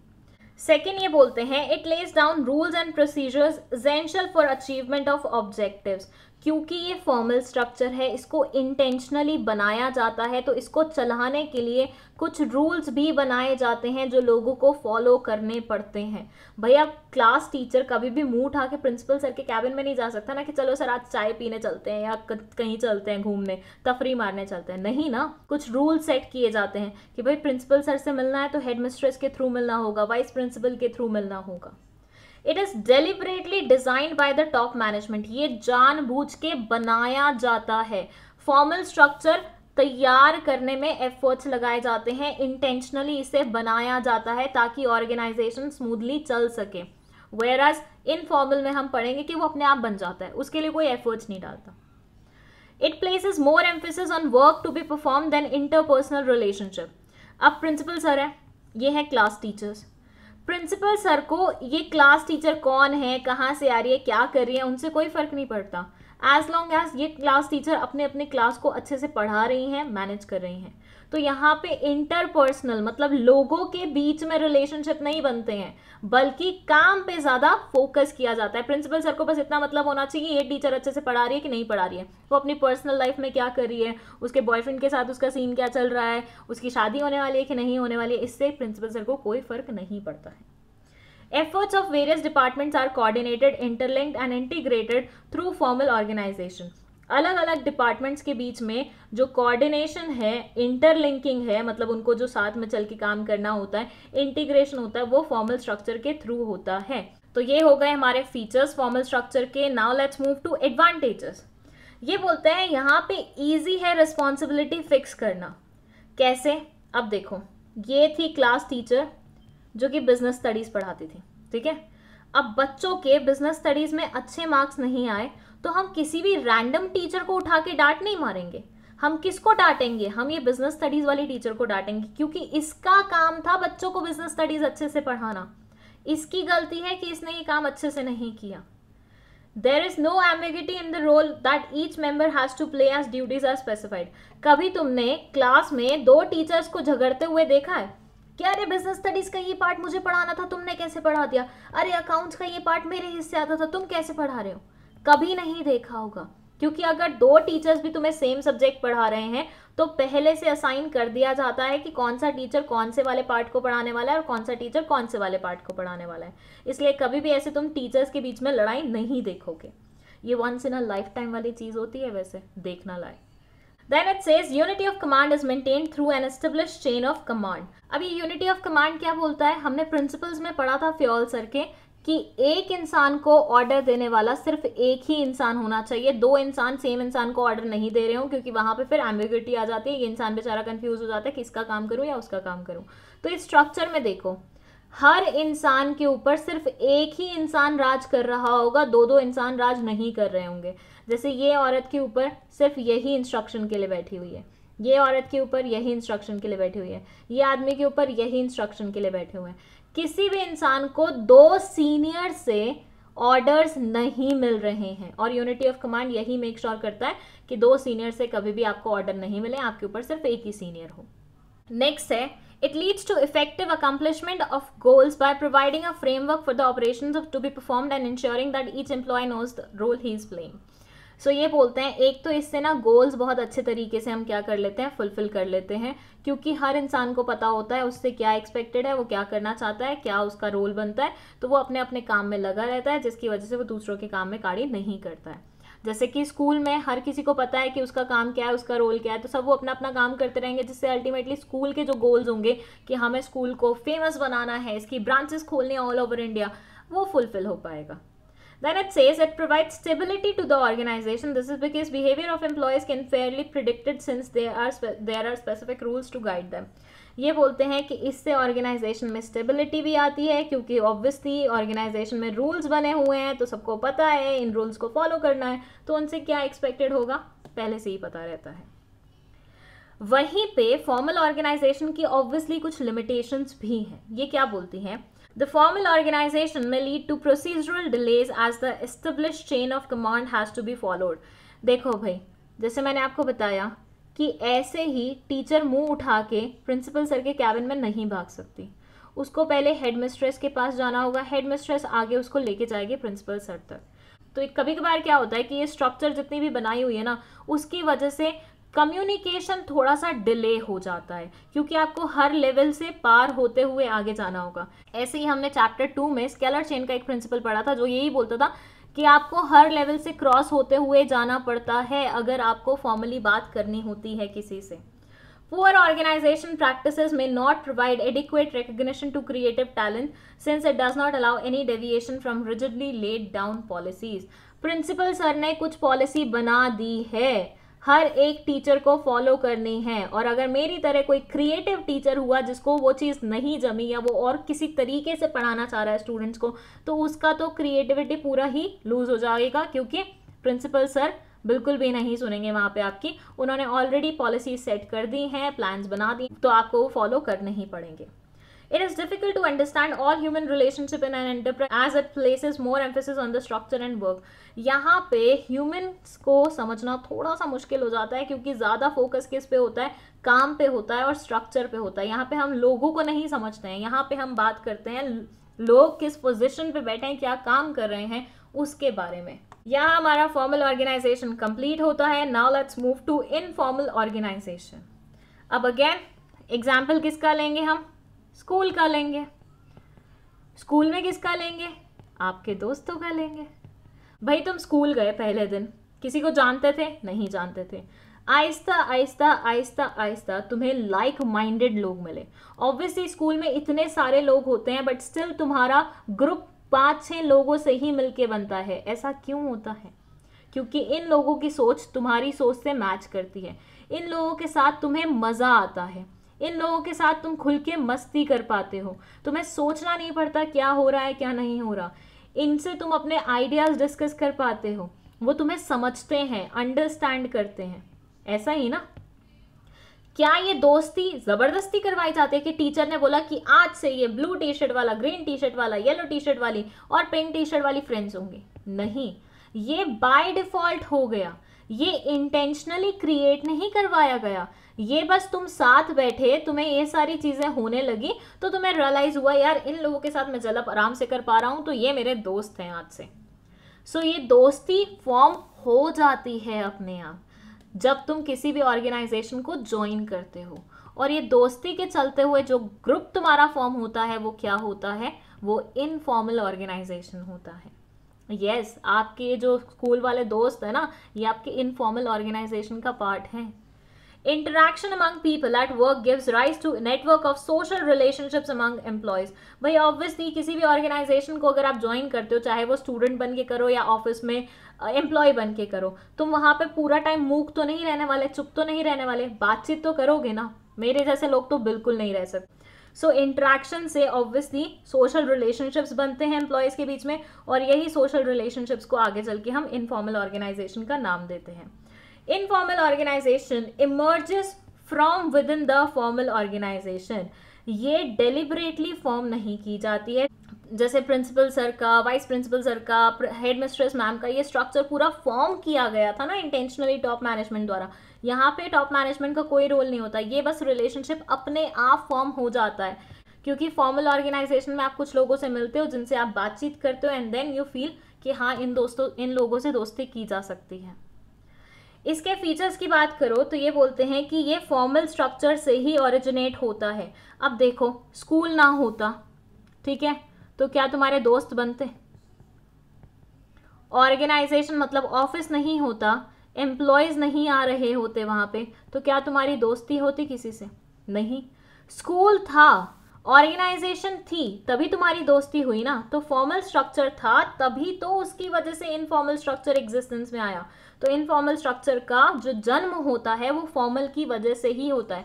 ऐसे मानो फॉर्मल उसकी मम्मी है, ठीक है। Independent channels of communication without specified direction of flow of information are developed by group members. क्या तुमने ग्रुप में ऐसा डिसाइड किया हुआ है कि दीप्ति को अगर कोई भी काम होगा तो वो सबसे पहले सिप्ती को फोन लगाएगी और सिप्ती उसके बाद फोन लगाएगी तिप्ती को? ऑब्वियसली नहीं। इसका मन कर रहा है इससे बात करने का, वो इसको कॉल कर लेगी, इसका मन कर रहा है इससे बात करने का, वो इसको कॉल कर लेगी, इसका मन कर रहा है इससे बात करने का, वो उसको कॉल कर लेगी। यहाँ पे कोई भी ऐसे स्पेसिफाइड चैनल्स नहीं होते कि तुझे बात करनी है तो तुझे पहले इसके पास जाना पड़ेगा फिर उसके पास जाना पड़ेगा, जैसे फॉर्मल स्ट्रक्चर में होता था कि टीचर को पहले हेडमिस्ट्रेस के पास जाना है फिर प्रिंसिपल सर के पास जाना है। It has no definite structure of or form because it is a complex network of social relationship among members. इसकी कोई भी फॉर्मल स्ट्रक्चर नहीं होती। कभी स्कूल में देखा है मतलब दोस्तों के बीच में कि ये हमारे ग्रुप का लीडर है, इसके नीचे आते हैं ये 3 लोग, उनके नीचे आते हैं ये 7 लोग? कभी देखा है? मैं इस ग्रुप का कभी पार्ट ना बनना चाहूँ अनलेस एंड अनटिल वो मुझे लीडर वाली पोजीशन दे रहे होंगे तो बेसिकली ऐसा कोई स्ट्रक्चर नहीं फॉर्म होता है इनफॉर्मल में। The standards of behavior evolve from group norms rather than officially laid down rules and regulations.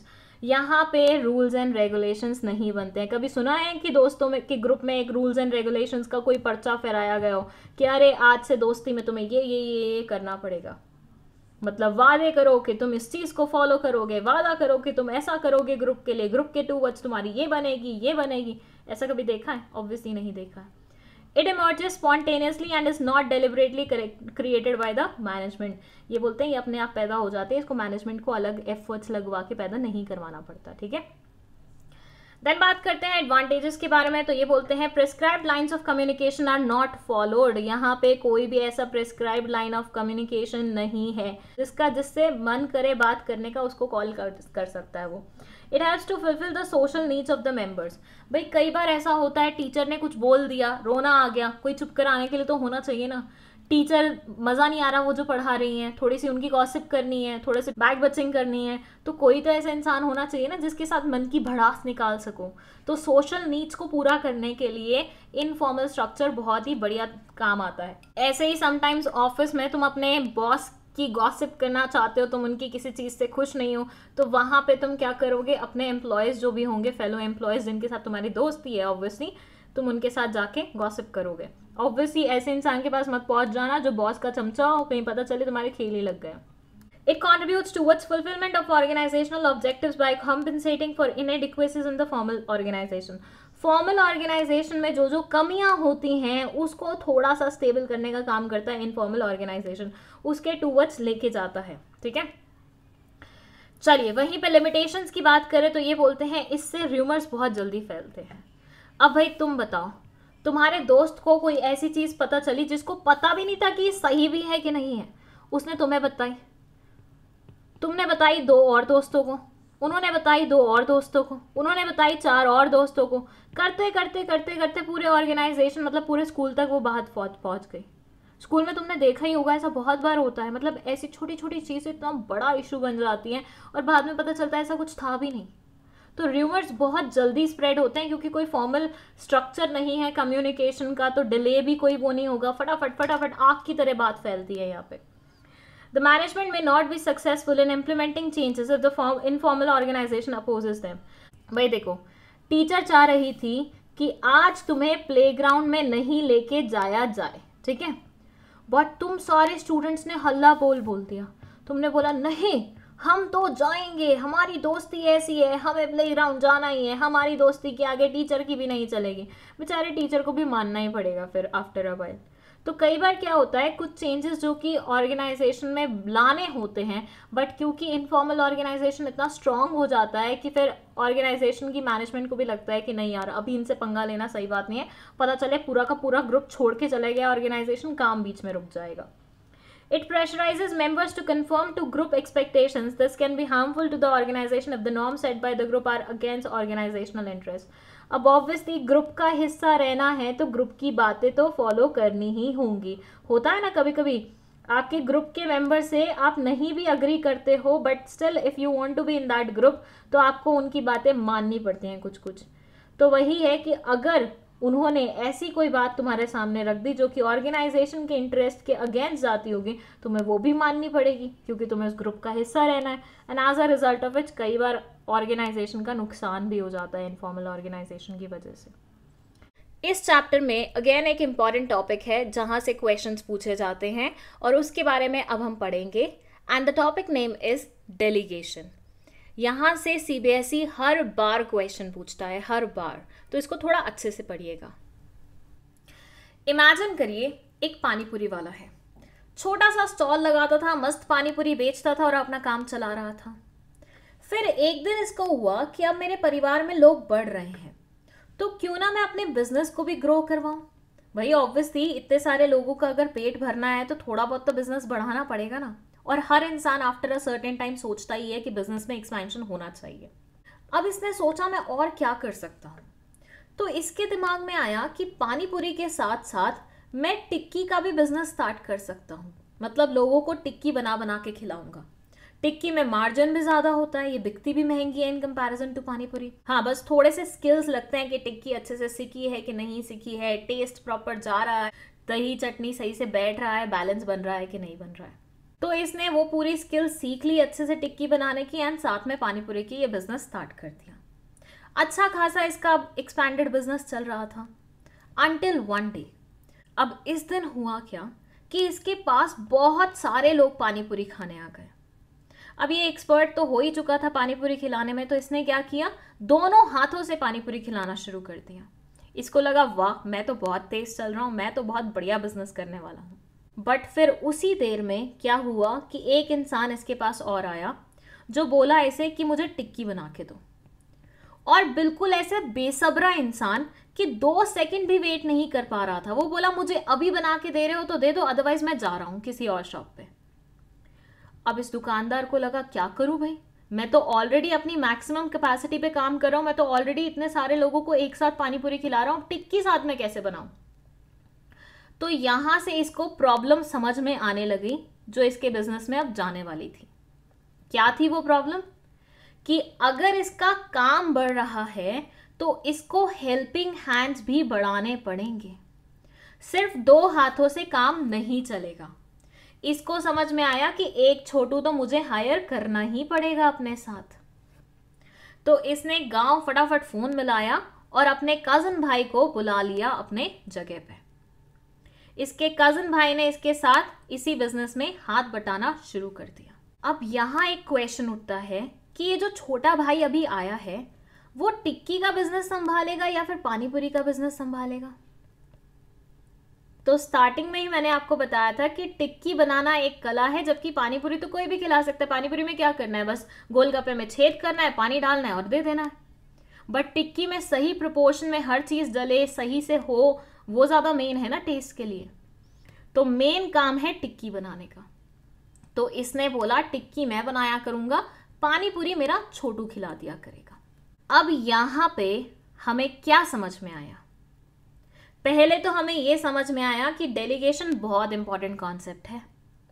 अब आप बोलेंगे मैम डेलीगेशन कहाँ समझाई आपने, तो बेटा जब इसको समझ में आ गया कि इसका बिजनेस बड़ा हो रहा है, अब अकेले उस बिजनेस को नहीं संभाल पाएगा और इसने हेल्पिंग हैंड्स हायर करने के बारे में सोचा या दूसरे के ऊपर काम डालने के बारे में सोचा, तो ये डेलीगेशन ही कर रहा था। डेलीगेशन का मतलब ये होता है कि जब आपके सर का बोझ बढ़ जाए और आप उस सर के बोझ को थोड़ा बहुत किसी और के ऊपर डाल दें तो वो डेलीगेशन कहलाया जाता है। ऐसे मानिए एक इंसान है, उसके सर पे बहुत सारे फ्रूट्स भरे हुए हैं टोकरी में और अब उससे संभाले नहीं जा रहे, तो वो क्या करेगा, वो अपने बच्चे को थोड़ा सा छोटी सी टोकरी देके थोड़े बहुत फ्रूट्स उसके सर पे डाल देगा। इसी को बोलते हैं डेलीगेशन, अपना काम किसी और को देना।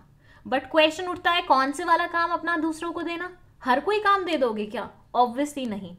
आपके लिए जो नॉन कोर एरिया वाले काम है या जो नॉन इम्पॉर्टेंट काम है, जो रूटीन नेचर के काम है, जो बेसिक नेचर के काम है, आप वो दूसरे वाले इंसान को देते हो। लाइक टिक्की में इसे अभी अपने कदम जमाने थे, तो इसने ये वाला काम डेलीगेट नहीं किया। पानी पूरी का जो कि सिंपल रूटीन नेचर का काम था वो उसने छोटू को डेलीगेट किया। अब समझते हैं कि 2 इंपॉर्टेंट फायदे जो डेलीगेशन से इसको मिले वो क्या क्या थे। पहला कि ये इंसान अब पीसफुली टिक्की बनाने पे फोकस कर पाएगा, मतलब इसको जल्दीबाजी नहीं होगी कि अरे पानी पूरी भी खिलाना है, टिक्की भी बनानी है, इधर भी ध्यान है उधर भी ध्यान है, नहीं। अब ये एक काम पे फोकस करेगा अच्छे से, तो वो काम भी बहुत अच्छे से होगा। और दूसरी चीज जो हमें यहाँ पे समझ में आती है वो ये है कि लगे हाथ छोटू का भी थोड़ा सा क्या होगा, भला हो जाएगा। कैसे? वो भी बेचारा गांव में इधर उधर घूम रहा था, उसको फाइनली काम मिल जाएगा and at the same time वो पानी पूरी खिलाना सीख जाएगा। हो सकता है कल वो खुद का पानी पूरी का ठेला लगा ले। तो एक तो फोकस बढ़ता है इंसान का, मेन काम जो उसको करना है उस पर, और दूसरा इंसान जिसको आपने काम डेलीगेट किया है उसको भी थोड़ा बहुत सीखने को मिल जाता है। जैसे इस वाले एग्जाम्पल में जो बच्चा है वो भी थोड़ा बहुत बोझ उठाना सीख जाएगा क्योंकि पेरेंट के सर पे बोझ ज्यादा हो गया था। तो और यही है 2 मेन चीजें डेलीगेशन के बारे में। आइए पढ़ लेते हैं कि बुक में क्या दिया हुआ है। It says a manager, no matter how capable he is, cannot manage to do every task on his own. अगर यहाँ वाले एग्जाम्पल में वो सोचता कि नहीं पानी पूरी भी मैं खिलाऊंगा, टिक्की भी मैं खिलाऊंगा, तो क्या होता? बहुत सारे ग्राहक इसके पास आते और मेरी तरह अगर वो ग्राहक होते ना तो वो तो भग जाते पहले ही। क्योंकि मेरी आदत ये है कि अगर मैं पानी पूरी स्टॉल पे गई हूँ, विदिन 5 मिनट्स अगर मेरा नंबर नहीं लगा है और मेरे को जल्दी जल्दी पानी पूरी नहीं खिलाई जा रही तो मैं नेक्स्ट टाइम उस स्टॉल पे नहीं जाती। और मेरे ख्याल से ज़्यादातर लड़की लड़के यही सोचते हैं। उनको पानी पूरी स्टॉल पे जाने के बाद बिल्कुल भी सब्र नहीं रहता, उनको ये होता है भैया जल्दी से खिलाओ जल्दी से खिलाओ। तो अगर ये डेलीगेशन के बारे में नहीं सोचता और सोचता मुझे सारे काम खुद से करने हैं तो बहुत सारे कस्टमर्स इसके हाथ से निकल जाते। और ये ऑब्वियसली इधर भी ध्यान लगाता उधर भी ध्यान लगाता तो अल्टीमेटली कहीं पे भी ध्यान नहीं लगा पाता। तो मैनेजर कितना भी एफिशिएंट क्यों ना हो, कहीं ना कहीं जाके तो उसे डेलीगेशन करना ही पड़ता है क्योंकि सब कुछ खुद से करना इम्प्रैक्टिकल है। डेलीगेशन का मतलब होता है डाउनवर्ड ट्रांसफर ऑफ अथॉरिटी। आप अपनी authority being a superior subordinate को क्या कर रहे हो, डेलीगेट कर रहे हो। ये क्या है, ये सीनियर है और ये क्या है, ये सबऑर्डिनेट्स हैं। ये अपने काम को इन लोगों के बीच में डिवाइड कर रही है, मतलब ऐसा काम जो कि इसके लिए रूटीन नेचर का है बट इन लोगों के लिए कुछ इंटरेस्टिंग हो सकता है, इन लोगों के लिए सीखने लायक हो सकता है। Delegation of authority merely means the granting of authority to subordinates to operate within prescribed limits. इसने इन लोगों को क्या दे दिया है, लिमिट्स दे दी हैं जिसके बीच में इनको क्या करना है, काम करना है, ऑपरेट करना है। डेलीगेशन का मतलब समझने के बाद अब हम बात करेंगे इसके इम्पोर्टेंस के बारे में। सबसे पहले है कि डेलीगेशन की वजह से इफेक्टिव मैनेजमेंट होती है, एम्प्लॉयज़ का डेवलपमेंट होता है, एम्प्लॉयज़ मोटिवेटेड होते हैं, ग्रोथ होती है इससे ओवरऑल बिजनेस की वजह से मैनेजमेंट हायरार्की बनती है और कोऑर्डिनेशन बेटर होता है। अब एक एक करके एग्जाम्पल की मदद से ये सारे पॉइंट्स जान लेते हैं। Starting with effective management. देखिए, अगर आप एक ही इंसान को बहुत सारा सामान पकड़ने के लिए दे देंगे, अब ऑब्वियसली जैसे यहाँ दिखाया गया है कि इसके बहुत सारे हाथ हैं, ऐसा तो नहीं होता ना, भगवान जी तो मैक्स टू मैक्स 2 हाथ ही देते हैं, राइट। तो उन दोनों हाथों से आप इतना सारा सामान कैसे पकड़ेंगे? अल्टीमेटली क्या होगा, कोई सामान गिर सकता है, कोई सामान उल्टा हो सकता है, किसी का कुछ नुकसान हो सकता है, टूट सकता है, कुछ भी हो सकता है, राइट। वैसे ही ऑर्गेनाइजेशन में होता है, अगर कोई इंसान बहुत सारा वर्क प्रेशर लेके बैठा हुआ है तो हो सकता है उसका कोई भी काम ढंग से ना हो। तो डेलीगेशन करना बहुत ज़्यादा इंपॉर्टेंट हो जाता है, अपने काम को थोड़ा बहुत नीचे वाले लेवल के लोगों को देना ज़रूरी हो जाता है। जब आपको बहुत सारा सामान हैंडल करने के लिए दे दिया जाए तो आप यूजुअली आपके साथ जो होता है थोड़ा सामान उसको पकड़ा देते हैं। तो डेलीगेशन से क्या होता है कि आपके हिस्से में जो सामान आया है, मतलब इस औरत के हिस्से में जो सामान आया होगा, फिर वो उसे बहुत ही प्रोटेक्टेड वे में आराम से ले जा पाएगी घर तक। सो जैसे ऑर्गेनाइजेशन में अगर आपको बहुत सारा वर्क मिला हुआ है और आपने उसमें से थोड़ा सा बेसिक नेचर का वर्क डेलीगेट कर दिया अपने जूनियर्स को, तो अब आपके हाथ में जो वर्क है आप उस पर बहुत अच्छे तरीके से फोकस करेंगे। इससे क्या होगा, सब चीज़ें अच्छे से हो जाएंगी, इफेक्टिवली हो जाएंगी, जो आप चाहते थे वो पूरा हो जाएगा और गोल भी अचीव हो जाएगा। So it says by empowering the employees, the managers are able to function more efficiently as they get more time to concentrate on important tasks. अब आपके पास इंपॉर्टेंट टास्क पे फोकस करने के लिए ज़्यादा समय बचा है इन कंपैरिजन टू पहले जैसा था कि पहले आप बहुत ही कम समय दे पा रहे थे सारे टास्क को, क्योंकि टास्क बहुत सारे थे। रूटीन नेचर के वर्क से आपको थोड़ी सी फ्रीडम मिल जाएगी, तो आप न्यू एरियाज में भी क्या कर सकते हैं, एक्सेल कर सकते हैं। सेकेंड है एम्प्लॉय डेवलपमेंट। अब ऐसे मानिए ये आप हैं, ठीक है, आपको ये काम बहुत अच्छे से आता है, ये आपके लिए रूटीन नेचर का काम है, आपको फोकस करना है नए काम पे, ठीक है। तो आपने अपना ये रूटीन नेचर का काम किसको दे दिया, अपने जूनियर को दे दिया। बट इसके लिए तो ये नया था, न्यू था बिल्कुल, तो इसको तो सीखने को मिला। ऐसे मानिए जैसे क्लास टीचर होती हैं, क्लास टीचर तो हमेशा क्लास को माइंड करवाती हैं, बट कभी वो मॉनिटर बनाती हैं और मॉनिटर को बोलते हैं कि आज की डेट में तुम ये देखोगे कि क्लास डिसिप्लिन में रहे। तो यहाँ पे मॉनिटर के अंदर डिसिप्लिन मेंटेन करने की क्या आ रही है, एक स्किल आ रही है। तो बस यही होता है कि जब भी काम डेलीगेट किया जाता है तो जूनियर्स को, सबऑर्डिनेट्स को सीखने को मिलता है, उनको भी नई स्किल्स जानने को मिलती हैं, तो उनका भी क्या होता है, डेवलपमेंट होता है। इससे ऑब्वियसली जब नई स्किल्स वो सीखेंगे, उनकी डेवलपमेंट होगी ओवरऑल, तो वो अपने लिए करियर प्रोस्पेक्ट भी क्या कर रहे होंगे, इंक्रीज कर रहे होंगे। अब उनको और वैरायटी का काम आता है तो उनको और वैरायटी की जॉब्स भी ऑफर हो सकती हैं। नेक्स्ट है मोटिवेशन ऑफ एम्प्लॉयज। भाई देखो, जब क्लास टीचर अपना कोई काम किसी बच्चे को देती है, मतलब ऐसे मानो बचपन के दिन याद करो, बिल्कुल 6th 7th वाले, उस टाइम पे अगर क्लास टीचर हमें बोर्ड साफ करने का भी काम देती थी ना, तो हम लोग भाग भाग के जाते थे। आई डोंट नो तुम लोगों की जनरेशन वाले गए हैं कि नहीं गए हैं, लेकिन हमारी क्लास में तो लोगों के बीच में हुड़दंग मच जाता था कि मैं जाऊंगा, ऐसे लड़ाई हो जाती थी। क्यों? वो तो बहुत ही बेसिक नेचर का काम था, वो तो टीचर खुद भी कर सकती थी और उसमें तो कुछ था भी नहीं ऐसा सीखने लायक, बट स्टिल तुम्हें लगता था ना कि अरे ये काम हमें करना है। और अगर टीचर तुम्हें खुद से बुला के ये काम दे देती थी या फिर अपने साथ नोटबुक्स उठवाने वाला काम दे देती थी, तो ऐसे में तुम्हें कितना ऐसा लगता था ना, पूरी क्लास में मुझे चुना गया इस काम के लिए, मतलब मुझ में कुछ तो खास बात होगी होगी, अब मुझे प्रूव करना है कि ये टीचर ने बिल्कुल सही डिसीजन लिया है। तो यहाँ से तुम क्या हो जाओगे, मोटिवेटेड हो जाओगे। जब पूरे ऑफिस में बॉस तुम्हें सेलेक्ट करेगा अपनी मदद करने के लिए, अपने आप को असिस्ट करने के लिए, तुम्हारा ना सीना चौड़ा हो जाएगा and you will be like I am going to be the next boss, देख लेना तुम सब। तो इतना मोटिवेटेड तुम हो जाओगे। When a superior entrusts the subordinate with a task, it is not merely the sharing of work but involves trust on the superior's part. देखो, यहाँ पे बात ये नहीं है कि उन्होंने अपना काम तुम्हारे साथ शेयर किया, यहाँ बात मेन ये है कि उन्होंने तुम पे भरोसा दिखाया है।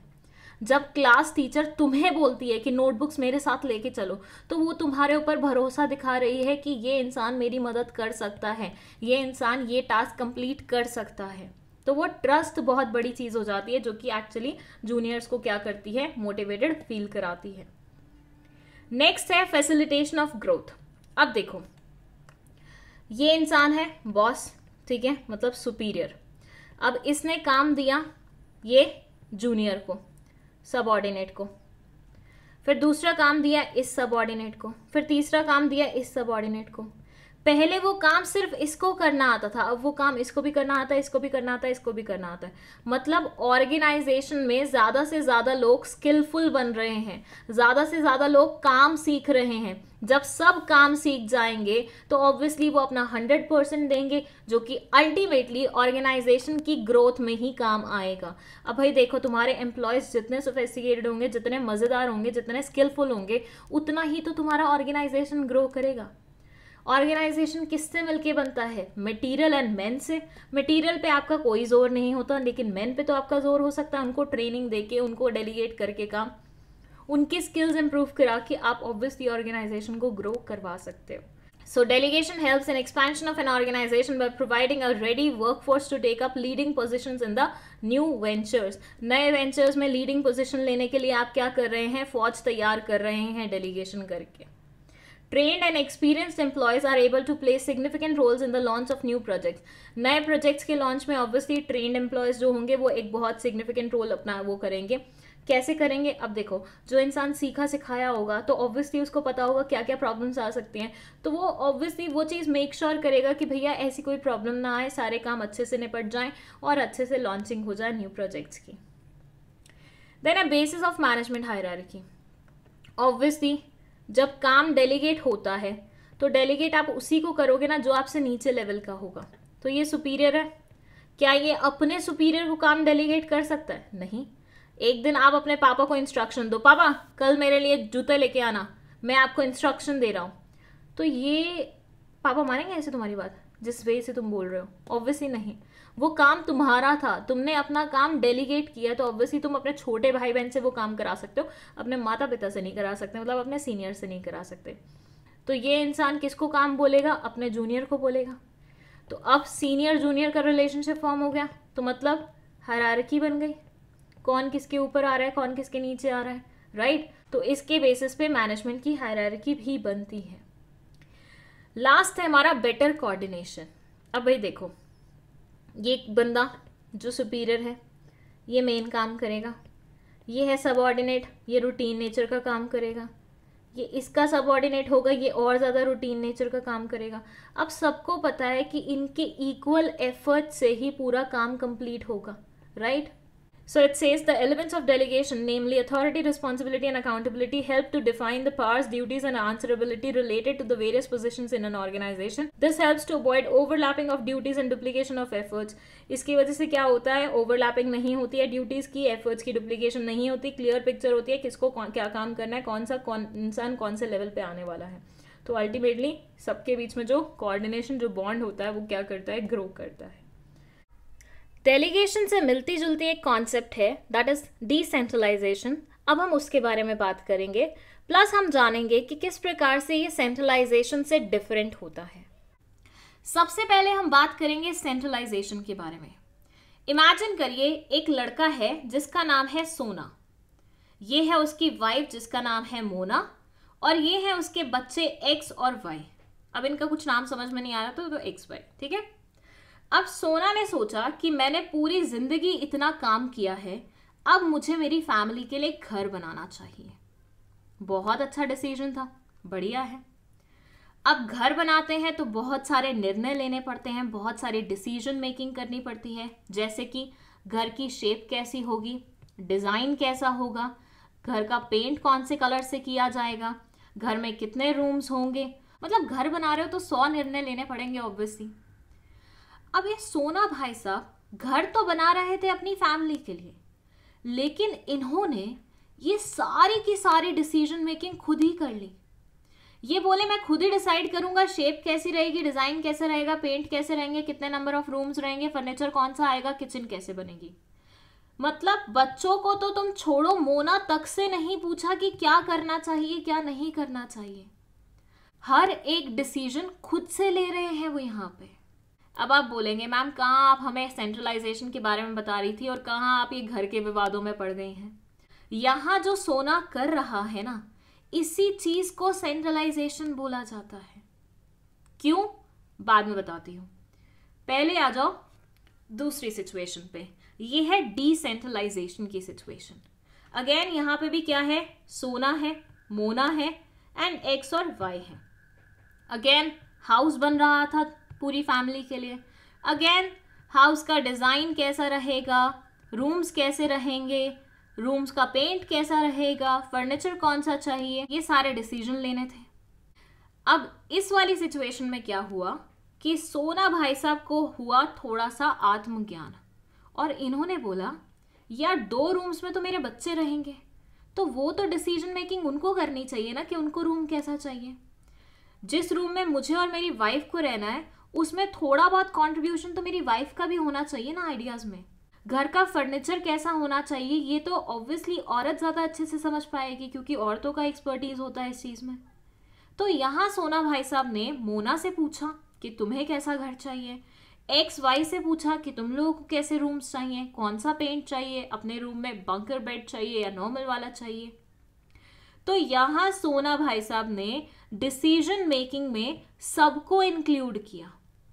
मतलब खुद अकेले ही डिसीजन नहीं लेते रहे, सबको इंक्लूड करके इन्होंने डिसीजन लिया और फिर वैसा का वैसा घर बनवाया जैसा सब लोग चाहते थे। तो ऐसी सिचुएशन को हम बोलते हैं डिसेंट्रलाइजेशन। अब दोनों में फर्क क्या है वो समझिए।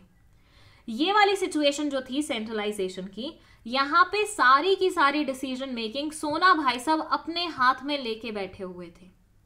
सो कहने का मतलब ये है कि सेंट्रलाइजेशन में जो डिसीजन मेकिंग अथॉरिटी होती है वो कुछ सिलेक्टेड हैंड्स में ही रिटेन्ड रहती है। ऐसे मानिए 3 लेवल्स होते हैं ना मैनेजमेंट के, top level, middle level, lower level. तो यहाँ पे टॉप लेवल वाले क्या करते हैं, पूरी की पूरी डिसीजन मेकिंग अपने हाथ में रखते हैं, सारे निर्णय खुद से लेते हैं और इनको बोल देते हैं कि जो हमने निर्णय लिए हैं उन्हें इंप्लीमेंट कर दो। सो हर चीज डिसाइड करने का राइट टॉप मैनेजमेंट अपने हाथ में रखती है। Whereas डिसेंट्रलाइजेशन में क्या होता है, जैसे सोना ने पूरी फैमिली को इंक्लूड किया डिसीजन मेकिंग के लिए, कब, जब निर्णय उनसे रिलेटेड लेने थे, राइट।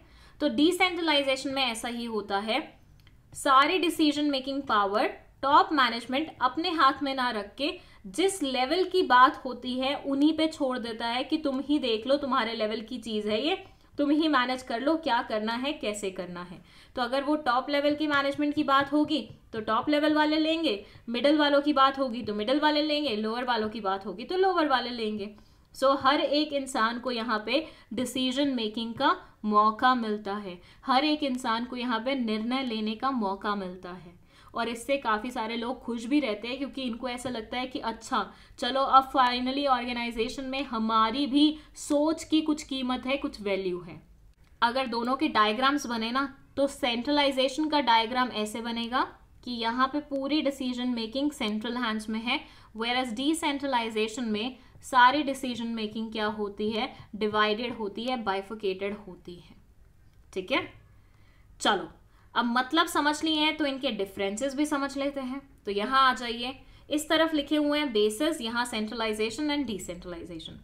पहले ये बोलते हैं कम्युनिकेशन फ्लो कैसा होता है। तो सेंट्रलाइजेशन में कैसा होता है, क्योंकि सुपीरियर्स ही सारे डिसीजंस ले रहे हैं और बस वो जूनियर्स को इन्फॉर्म कर रहे हैं। मतलब सोना खुद सारे डिसीजन ले रहा था और मोना और एक्स वाई को सिर्फ इन्फॉर्म कर रहा था। तो हमेशा यहाँ पे कम्युनिकेशन का फ्लो ऊपर से नीचे की तरफ आएगा, मतलब वर्टिकल वे में होगा।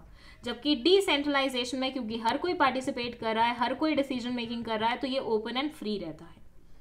डिसीजन मेकिंग की बात करो तो यहाँ ये बोलते हैं स्लो रहता है। अगर मान लो कारीगर ने मोना से आके पूछा कि मैम बताइए दरवाजा कौन से कलर का लगाना है, तो मोना को सोना को कॉल करना पड़ेगा कि बताओ दरवाजा कौन से कलर का लगवाना है। वो खुद से डिसाइड नहीं कर सकती। तो अगर मान लो सोना किसी मीटिंग में बिजी है और वो बोले मुझे थोड़ी देर से फोन करना, अभी मैं बिजी हूँ, तो दरवाजे वाला काम तो रह जाएगा ना।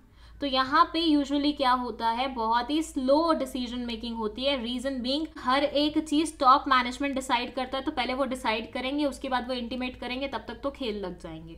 Whereas डिसेंट्रलाइजेशन में क्या होता है, यहाँ पे डिसीजन मेकिंग थोड़ी सी फास्टर होती है क्योंकि जिस लेवल का काम है उसी को डिसाइड करना है। अगर मोना के रूम का दरवाजा था, मोना को ही डिसाइड करना है, वो फट से बता देगी भैया ब्लैक कलर का दरवाजा लगा दो। एक्स वाई के रूम का दरवाजा हुआ तो वही बता देंगे कि भैया हमें पिंक कलर का, ब्लू कलर का दरवाजा चाहिए। एडवांटेज क्या होता है, सेंट्रलाइजेशन में बोलते हैं कि प्रॉपर कोऑर्डिनेशन और लीडरशिप होता है क्योंकि फॉर्मल है हर एक चीज और हर एक को पता है कि भैया डिसीजन मेकिंग टॉप के हैंड में है, तो वही सारी चीजें वो करेंगे।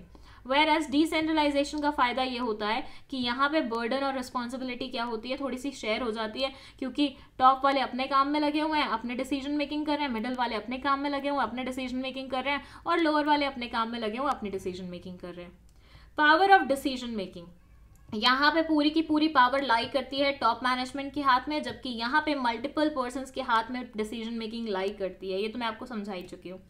इम्प्लीमेंटेड व्हेन, ये कब इम्प्लीमेंट किया जाता है, तो सेंट्रलाइजेशन में बोलते हैं, सेंट्रलाइजेशन में ये बोलते हैं inadequate control over the organisation. जब ऑर्गेनाइजेशन के ऊपर इनएडिक्वेट कंट्रोल होता है ना, तो सेंट्रलाइजेशन इम्प्लीमेंट करनी पड़ती है क्योंकि वहां पे अगर कंट्रोल लूज हो गया, सब लोग अपने उसमें लग जाएंगे एंड देन पूरे ऑर्गेनाइजेशन का बेड़ा गर्क हो जाएगा। Whereas डिसेंट्रलाइजेशन में जैसे considerable control over the organisation, जब कंसिडरेबल कंट्रोल हो ऑर्गेनाइजेशन के ऊपर, सब स्टेबल हो, तभी आप डिसेंट्रलाइजेशन को इम्प्लीमेंट कर सकते हो।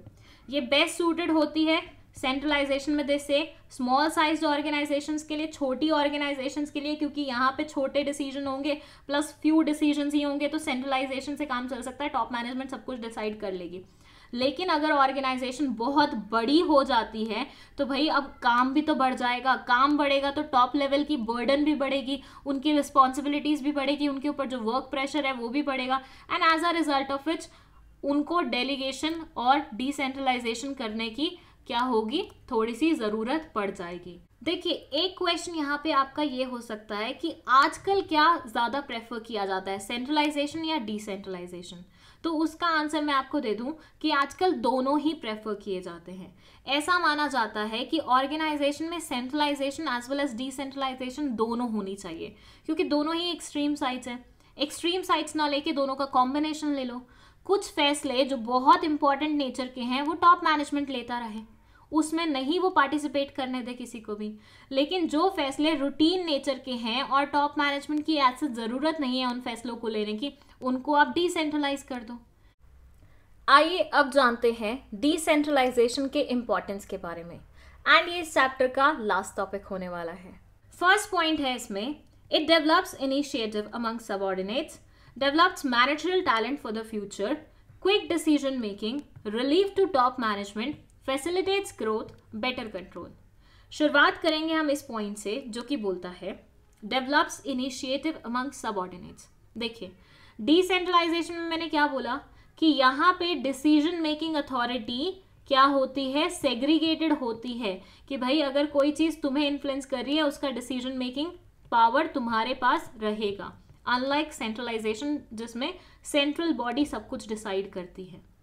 तो यहाँ क्या फायदा होगा ये सुनना। देखिए, सेंट्रलाइजेशन में क्या होता था, टॉप मैनेजमेंट सब कुछ डिसाइड करती थी, बाकी सबको बोल देती थी चलो बस तुम्हें इसे क्या करना है, इम्प्लीमेंट करना है। इससे क्या होता था, बाकी सब सिर्फ वही चीज करते रहते थे जो उन्हें आदेश मिलते थे करने के लिए। खुद का तो दिमाग वो कभी लगा ही नहीं पाते थे, खुद की क्रिएटिविटी तो वो कभी दिखा ही नहीं पाते थे, उनको कभी अपने ओपिनियंस रखने का मौका ही नहीं मिलता था। तो डिसेंट्रलाइजेशन ने उस प्रॉब्लम को दूर कर दिया।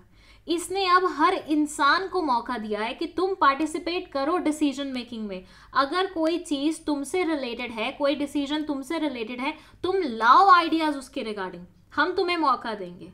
तो इसकी वजह से सबऑर्डिनेट्स के बीच में एक इनिशिएटिव वाली, मतलब आगे आके अपनी बात रखने की क्या भावना आने लगी। तो it says a decentralisation policy helps to identify those executives who have the necessary potential to become dynamic leaders. ऐसे लोग जो कि अभी एग्जीक्यूटिव लेवल पे हैं, अभी छोटे लेवल पे बैठे हैं, बट जिनकी कैपेबिलिटी है आगे पहुंचने की, बड़ा बनने की, डायनामिक लीडर बनने की, आप उन्हें थोड़ा सा मौका दे रहे हैं इसके थ्रू।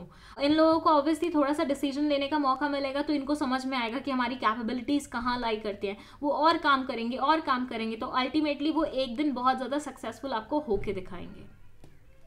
चलिए, सेकेंड पॉइंट बोलता है develops managerial talent for the future.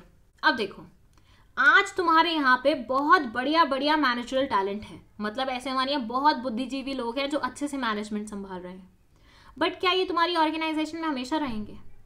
हो सकता है मर जाएं, हो सकता है रिटायरमेंट ले लें, हो सकता है किसी और ऑर्गेनाइजेशन में चले जाएं।